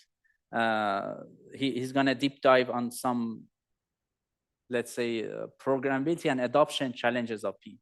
So he's one of the experts in PIM. So I think his lecture tomorrow is going to be very much interesting, and we're going to have a lot of fun. So that's Genome. And this also RAMulator 2.0, another tool that we have designed. And RAMulator 2.0 can be also used for PIM systems. So RAMulator is a simulator that we have developed a long time ago, and we use it for many of our work, and other people also have used it for many of studies on DRAM and how the innovations that they have had. But in this, but then we also at some point we extended RAMulator to RAMulator 2.0, and we provide much more modularity and a lot of support. And one of the cool support for RAMulator 2.0 is for PIM systems. So whenever you have some idea on doing some PIM, you can actually extend RAMulator 2.0 for that. So just to get back to our initial study is that we need to revisit the entire stack for doing memory-centric computation. And I basically recommend everyone checking our book chapter. Okay, so that brings me to the end of the processing memory. Just quick overview of processing using memory and processing near memory. But now I want to also go into some details about adoption challenges. So these are good, but there are some barriers, to adopt these techniques. So and I want to discuss a little bit about some of these adoption challenges. I will explain some of them in detail as well, but I think tomorrow Geraldo will continue and provide much more insights there. So we want to eliminate the adoption barriers, how to enable adoption of processing memory. There are potential barriers to adoption of PIM. So applications and software for PIM. So basically, we need to design applications and software that can be used for PIM. Another important thing is that we need to provide ease of programming. So having interfaces and compiler and hardware support is very much important. So one of the main reasons that GPUs are very much successful nowadays is actually their tool chain.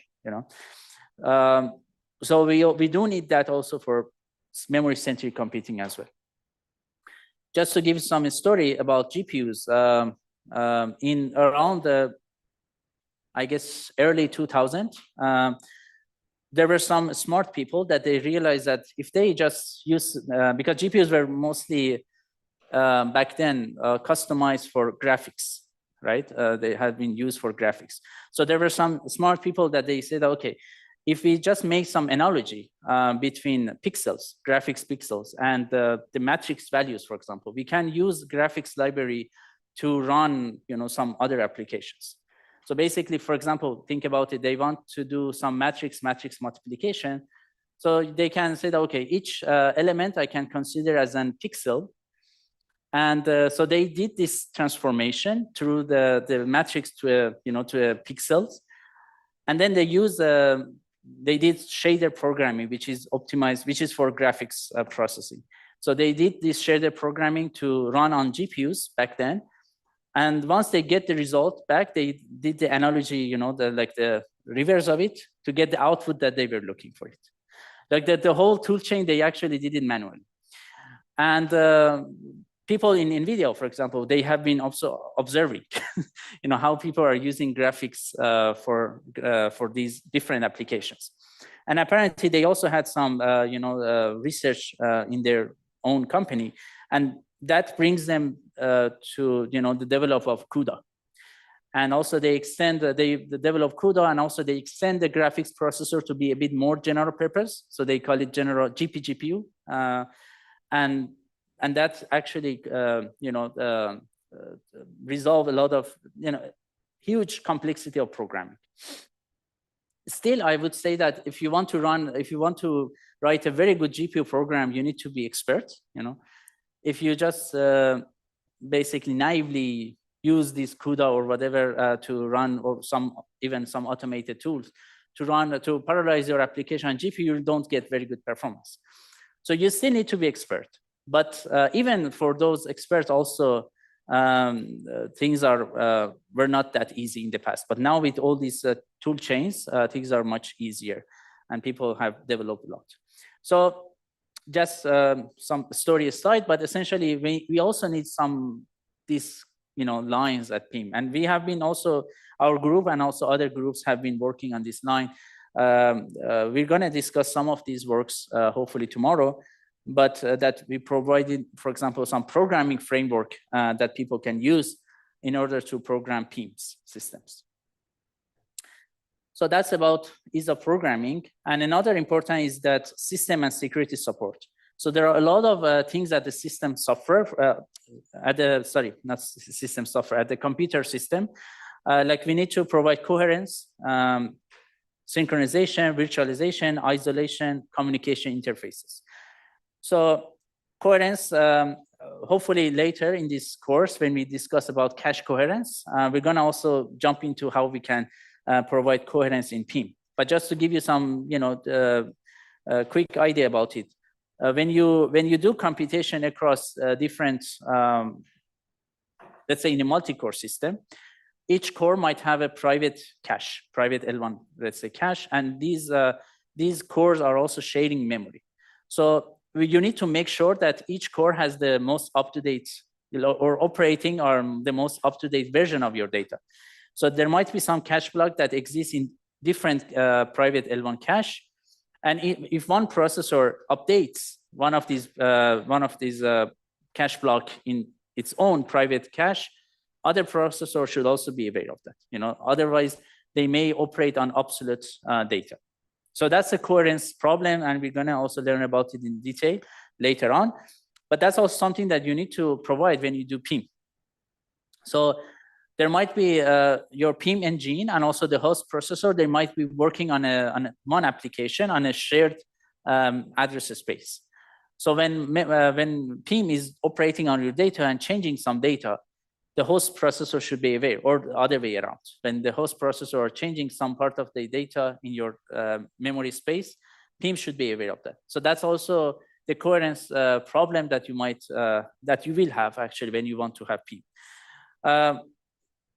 So we're going to discuss about that also later in our coherence lecture. Synchronization, I think people that do parallel programming, you know what I'm talking about. So in PIM also, you might have a lot different PIM engines, and you need to synchronize all these PIM units together. Virtual memory also is another important problem. We hopefully we're going to also have a lecture on virtual memory this semester, and that we will deep dive to virtual memory. Isolation also is very much important because sometimes you do isolation for better security, and also sometimes you do isolation for less interference.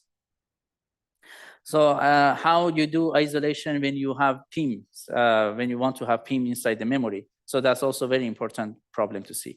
Communication interfaces also, how you communicate through the system. Like in Megis, for example, I discussed about doing computation in storage system.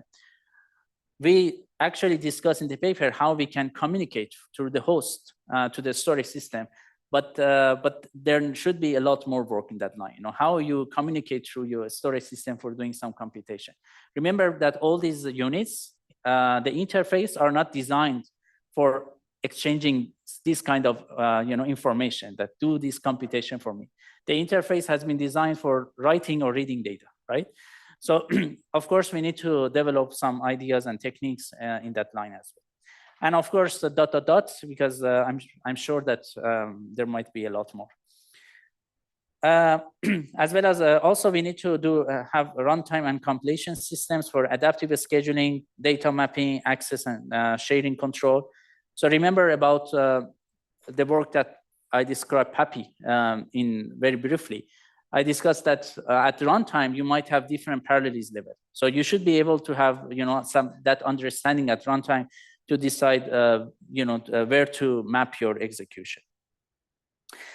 And also, of course, we need to have infrastructure to assess benefits and feasibility. And techniques like this Remulator 2.0, the move, MQSIM, and DRAM Bender, for example, all these infrastructure are very important in this line as well. So all these are some potential barriers to adoption of PIM, and we need to solve them. And the good thing is that all can be solved with just change of mindset. And we have shown in some of our works, other people also have shown that some of these barriers are not real barriers. So they can be actually, they can be fixed easily by just changing the way that we look at our system.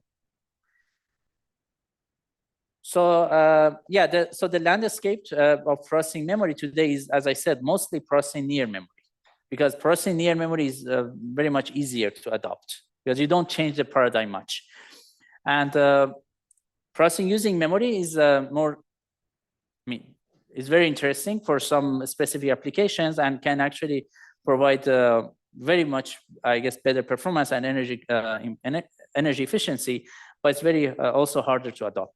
And I can see that in future we're going to have a combination of both, because there might be still there are some applications that you don't want to run them on using processing using memory because it's going to be not that much efficient. Okay, so I'm going to discuss about some of these adoption, but maybe we can take another break. Let's get back at 3:15, and we will continue by some of these adoption challenges.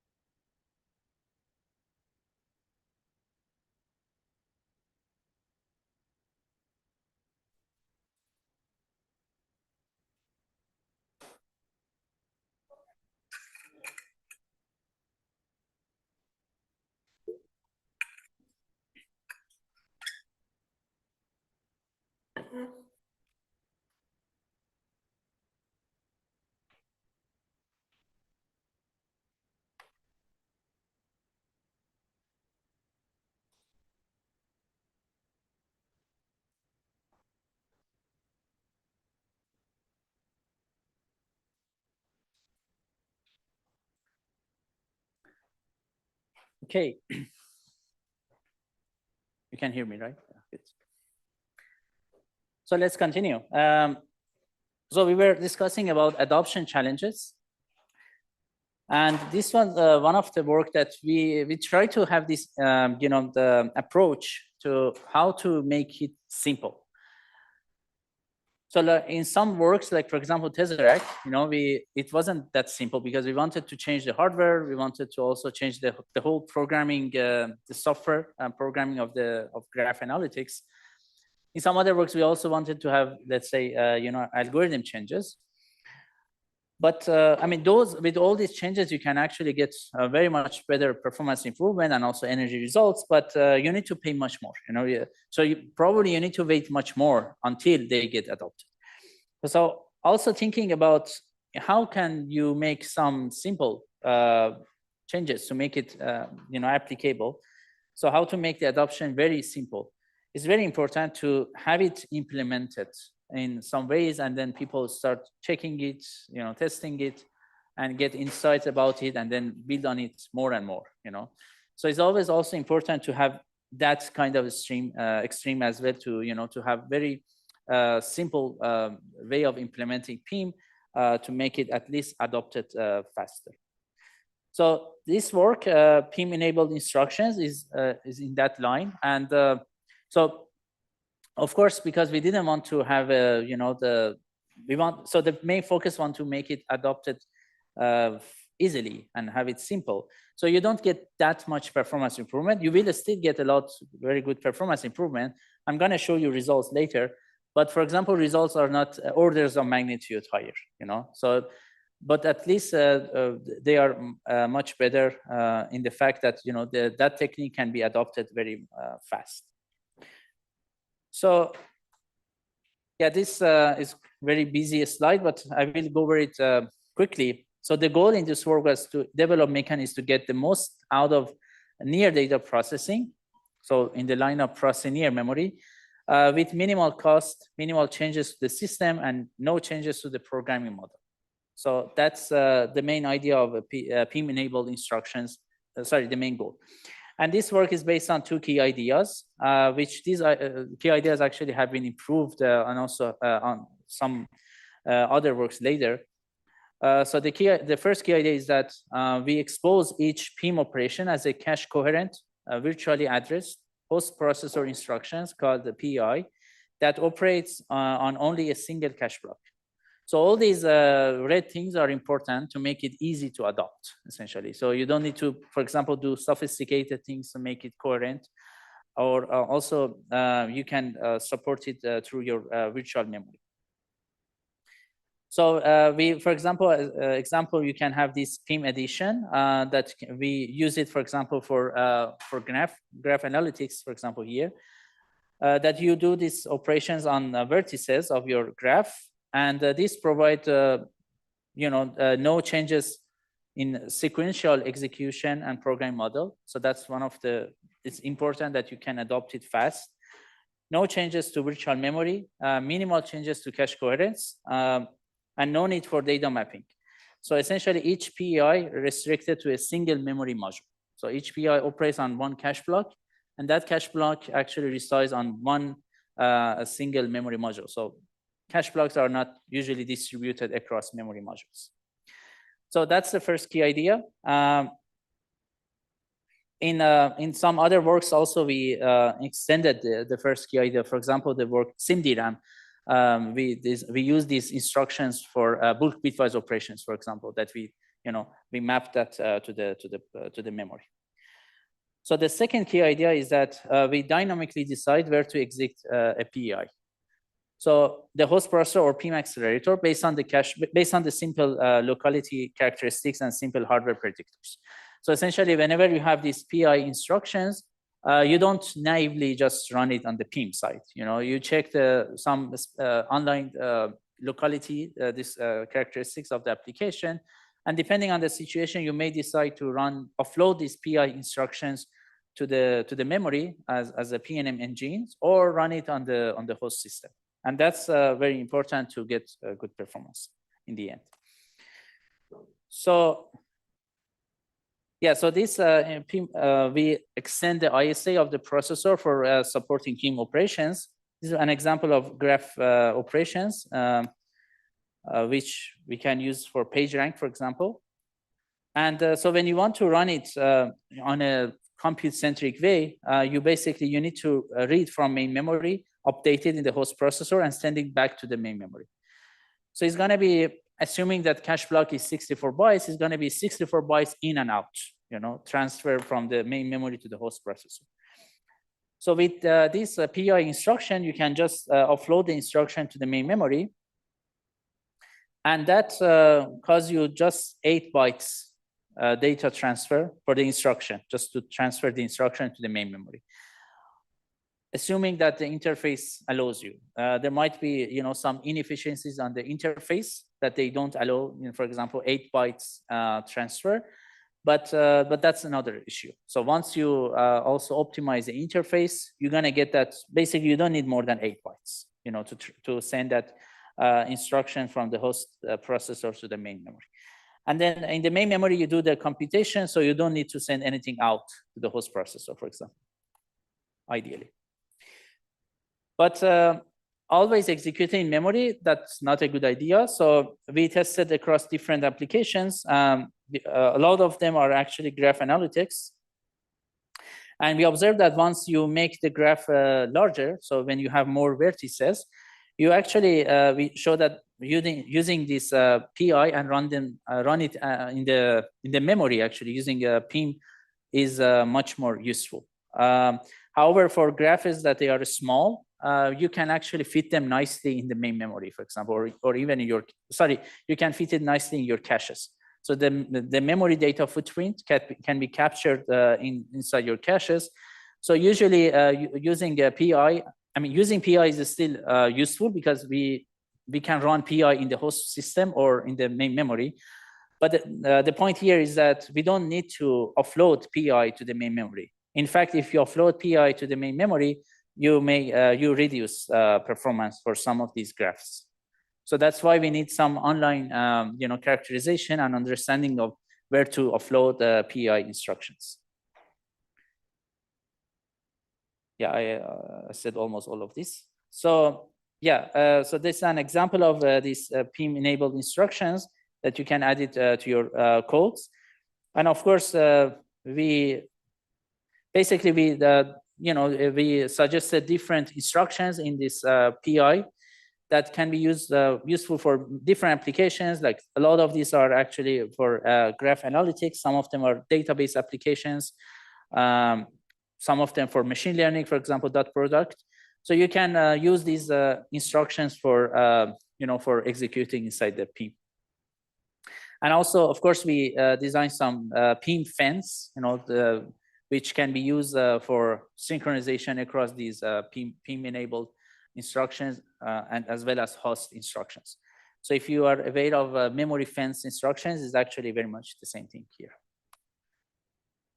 Okay, so this can be executed either in memory or in the processor. So having this PI instruction, so that's we have dynamic decision, which low-cost locality monitoring for a single instruction. And by definition of these instructions, they are cache coherent, virtually addressed, and single cache block only, which is very much important to have simple adoption of this technique. Okay, and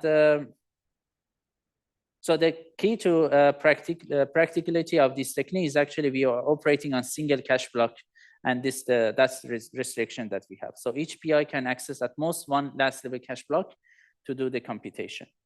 And this similar restriction exists in atomic instructions. So in processor, when you want to atomically, for example, read the data from the main memory and modify it and store it back in an atomic way, meaning that no one can interrupt in between, So that usually you have this restriction that that data cannot be more than, for example, 1 cache block. So there are ways to implement, atomic operations on multiple cache blocks, which we're going to also see later in our memory ordering lectures. That, for example, you can use transactional memory. You create a transactions, and that you start sending that transaction across all these like memory updates, and you either run the whole transaction fully, or basically you don't run anything. So essentially, if you run the transaction partly, you need to make sure that you revert the changes, to make sure that you're in a consistent state.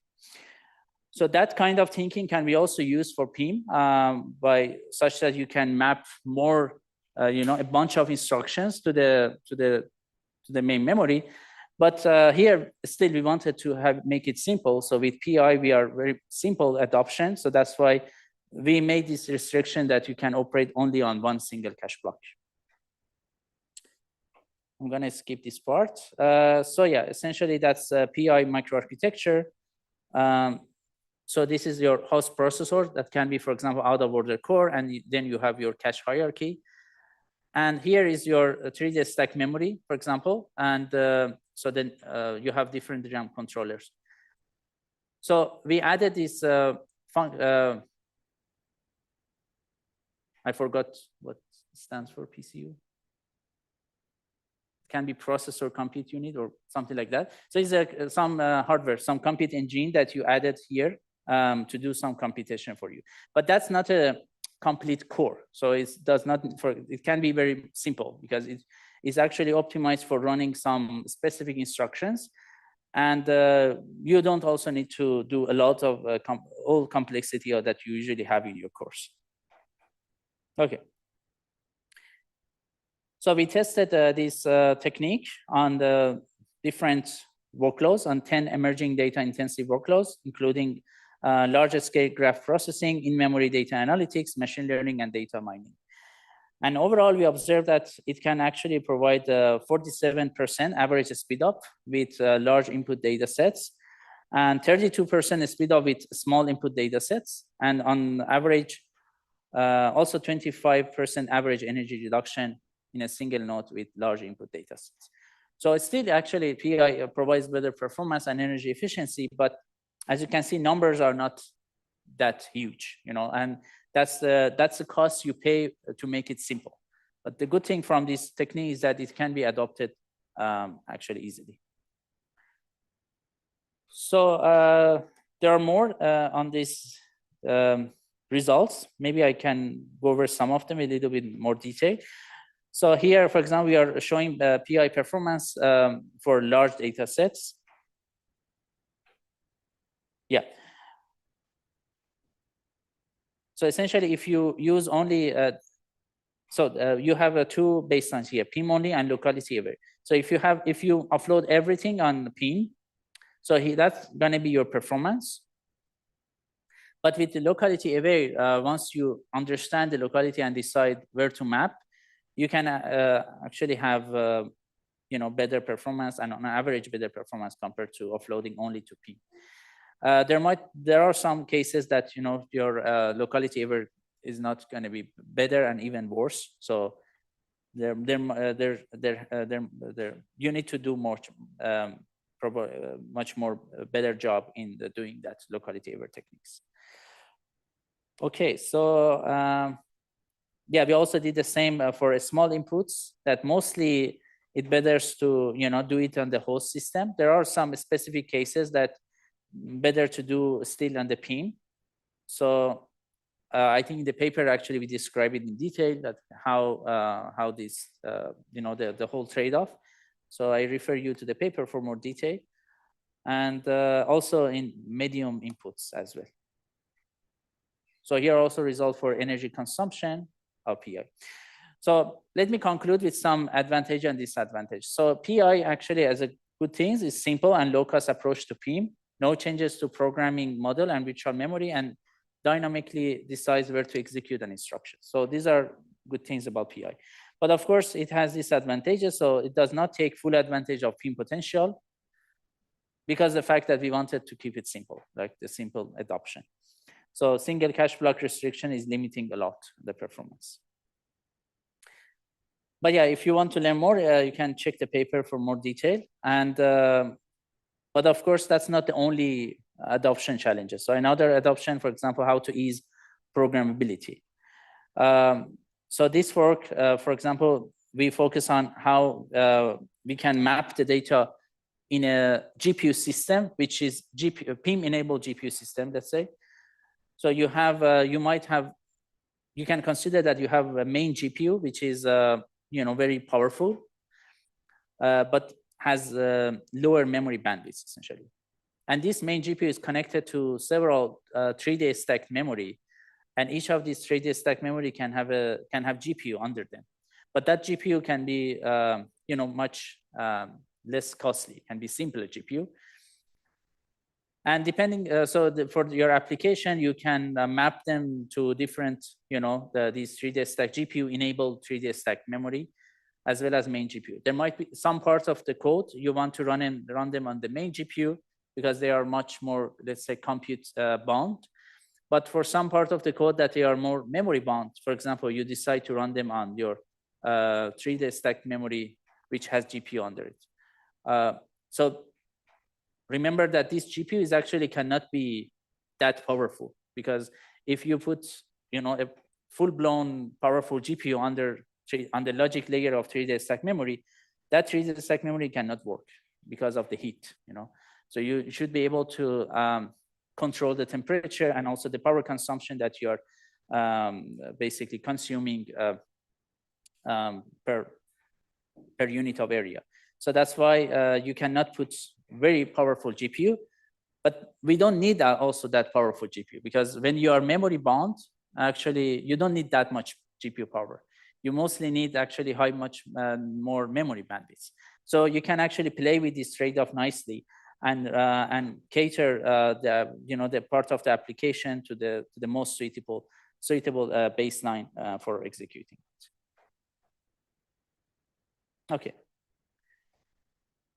So how to ease the programmability? This work is also another one, DAPA, which I'm going to skip it because I think tomorrow Geraldo will provide deep dive into DAPA, and also simple PIM, which I may explain it very quickly, but I think tomorrow you're going to get much more information about it. Okay, so also DOMOVE is also another work that I already described, which can help you with programmability. And this work also ALP, which is alleviating CPU memory data movement overheads in memory-centric systems. This is also in the line of ease of programmability, which you can check if you're interested. Okay, and how to maintain coherence. We have worked on it, lazy PIM, and later on Conda, which we show that actually, so we're gonna cover that actually in later lectures when we talk about coherence, but very quickly, just to give you some idea about it. So when you have PIM, so you have host processor and also you have your processing near memory engine. And these two are operating together on accelerating, for example, one application, and they are operating on a shared, let's say, memory address space. So that's why you need to keep it coherent. So PIM, when do some changes or when running, PIM should be aware of changes that processor is making on that memory region, essentially. So there are different traditional coherence protocol that you can apply here. For example, you can do a coarse coherence protocol that you, for example, consider that the page that the PIM is operating on as a non-cacheable, for example. You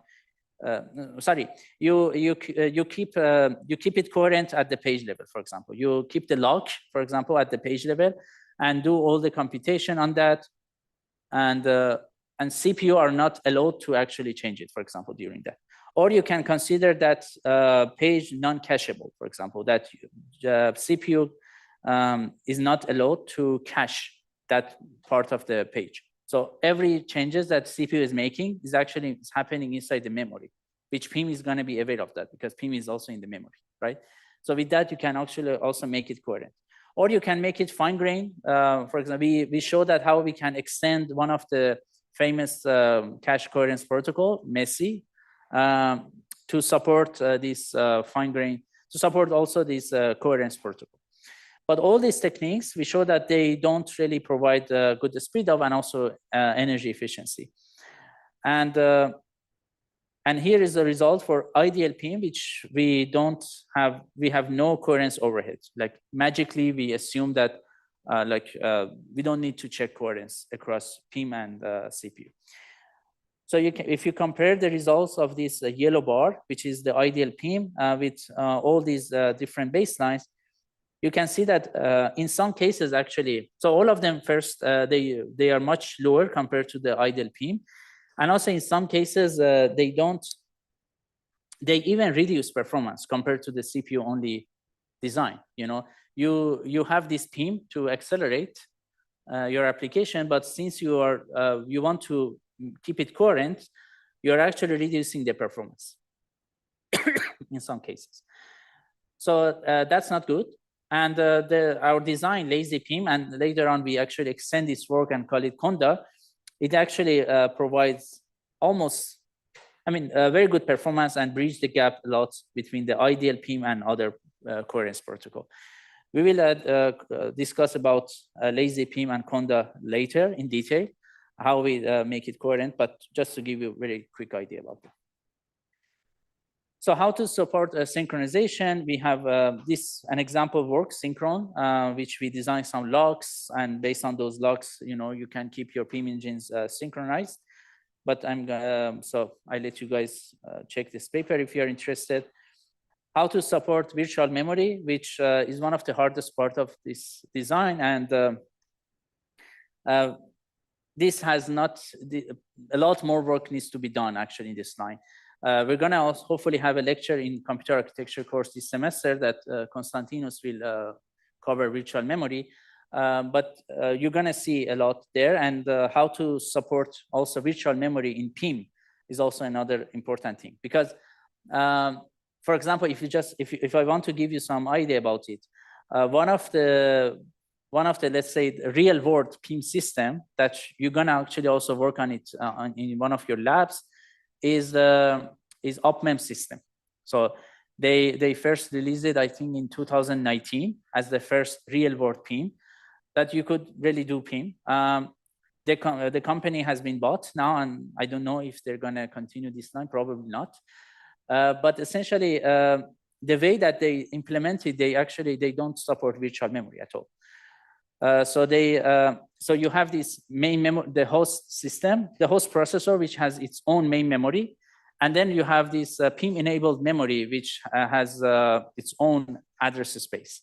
So whenever you want to do some computation, you need to read data from your host main memory and move it to the PIM main memory. And then there you can do some computation, and then you need to move data back through the host main memory system such that the host system can use it, essentially. So without supporting virtual memory, you're going to pay a lot overhead, in the line of moving data back and forth, because you're operating on some disjoint memory, essentially. By supporting virtual memory, you're potentially capable of doing much more efficient PIM, but the problem is that supporting virtual memory is also very hard. So you're going to see a lot, and I think we need to do a lot more in this line.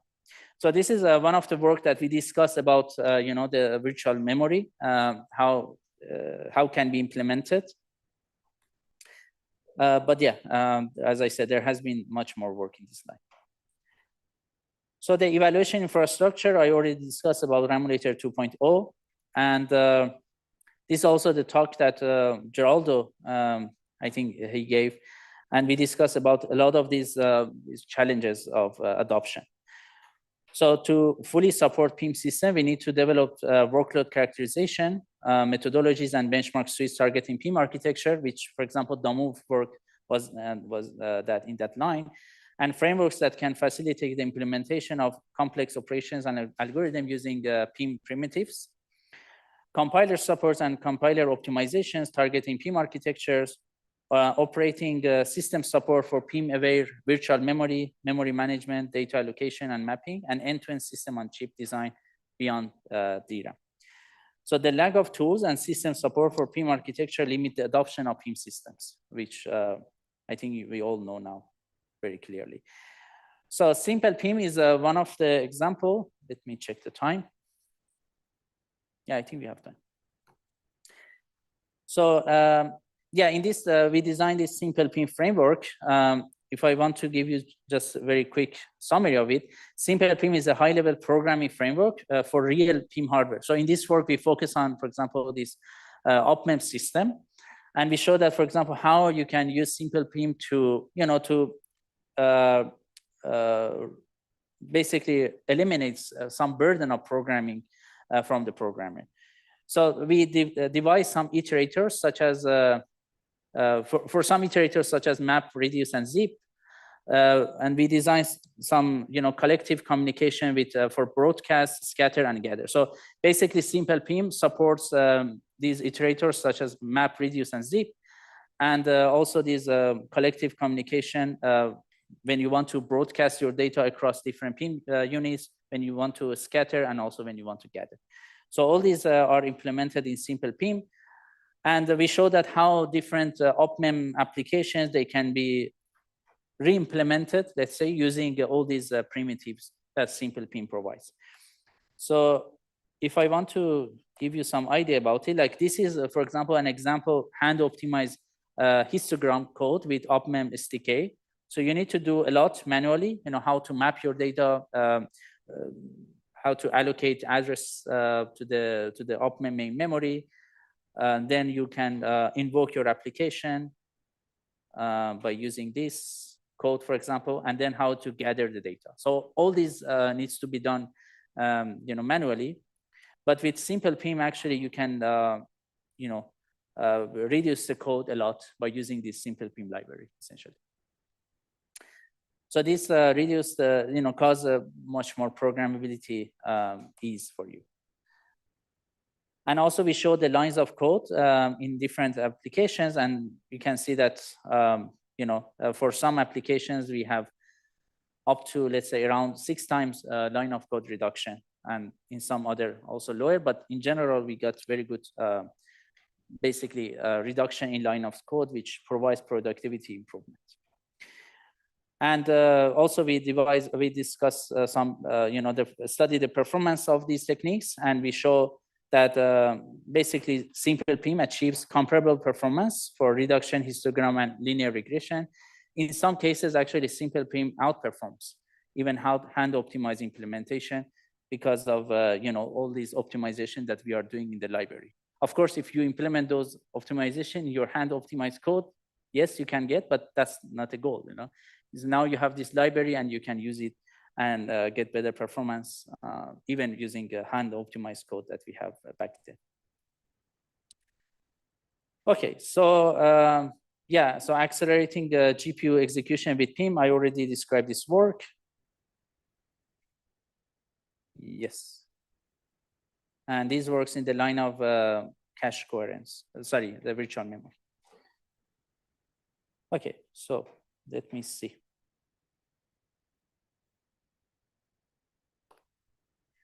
I think I want to, yeah.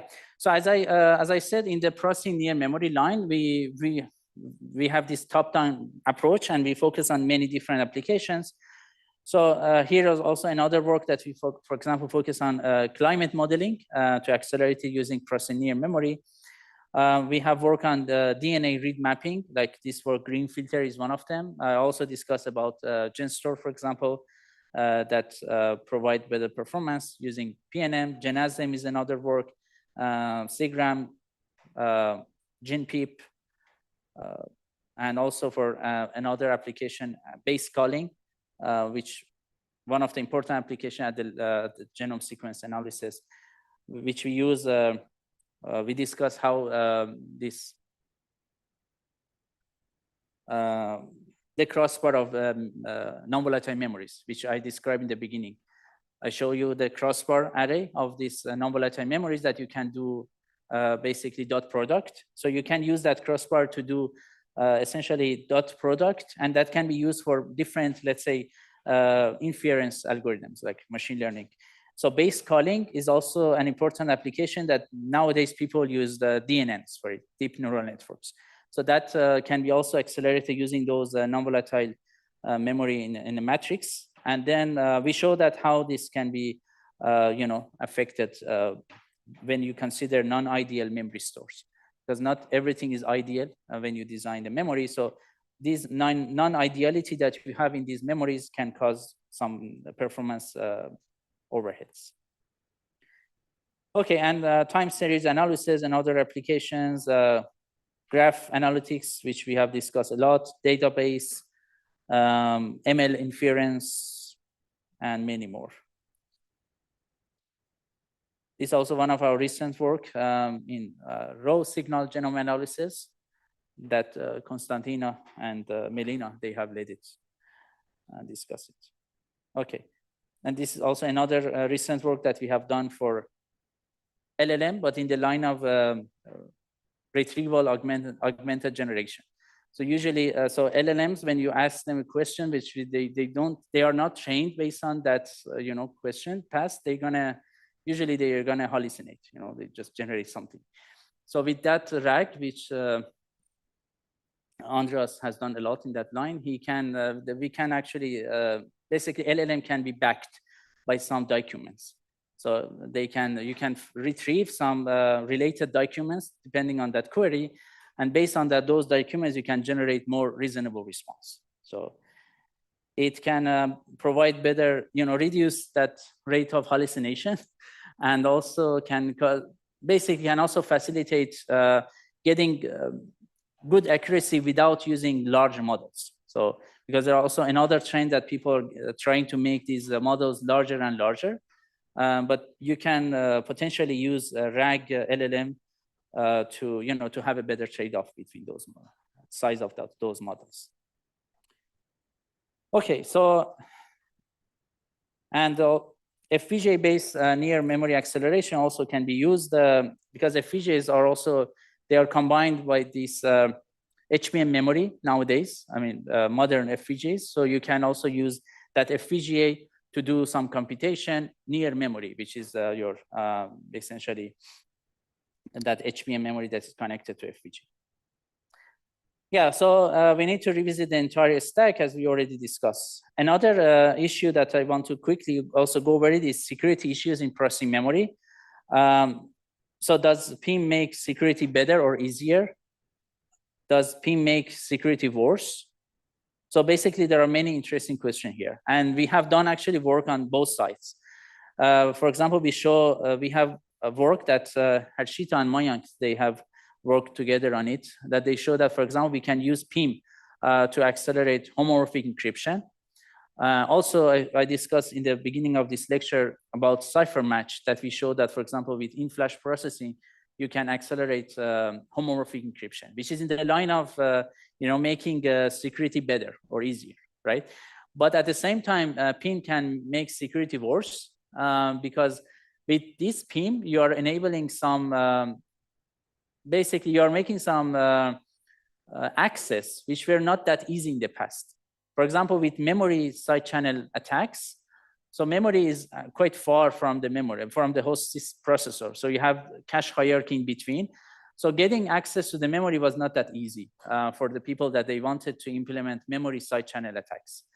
However, once you have a PIM engine inside your memory, you can actually offload some computation in the PIM, and that computation can actually cause you leak some information. So Konstantinos and Nisa, they have led this project, and I think we published it in DSN, name is Impact, I guess, and that's very interesting work that we will discuss it later in our lectures. So this is the work about homomorphic encryption, and this is also the work related to that PIM amplifies covert and side channel attacks in main memory, which is very interesting. And it's also a short talk from Professor Mutlu talking about security of PIM system, which I recommend you check. It's very cool, this talk actually.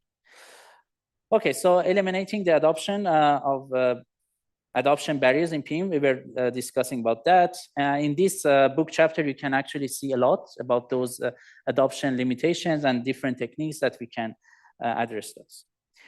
And just to give you another reminder, we have we have had the PIM tutorials in different top conferences in computer architecture, that we have these lectures plus hands-on labs plus invited talks. So all materials are actually online. You can check all the links and see the material. And we have had this PIM tutorial in different top conferences like ISCA 2024, Micro, HPCA, and so on and so forth. And starting from, this year, we made this PIM tutorial to also workshop. So now is PIM tutorial workshop. The first edition was in AS+, second one was in ICS, and the third was in ISCA this year. And hopefully the fourth is going to be in HPCA next year, but we don't know because we just submitted. So we need to wait for the decision. Okay, so let's see how much time we have. Any questions? Okay. So we can go a bit more, or we can just, finish the presentation, call it a day, and then Geraldo will pick it up tomorrow. So up to you guys. Because I think we didn't get, we got 2 10-minute break. So I can consider another 10 minutes now, and then we can also call it a day. What do you think? Okay, great. Okay, any questions? Then I see you tomorrow for continue of this lecture and also more adoption challenges. Yeah, see you.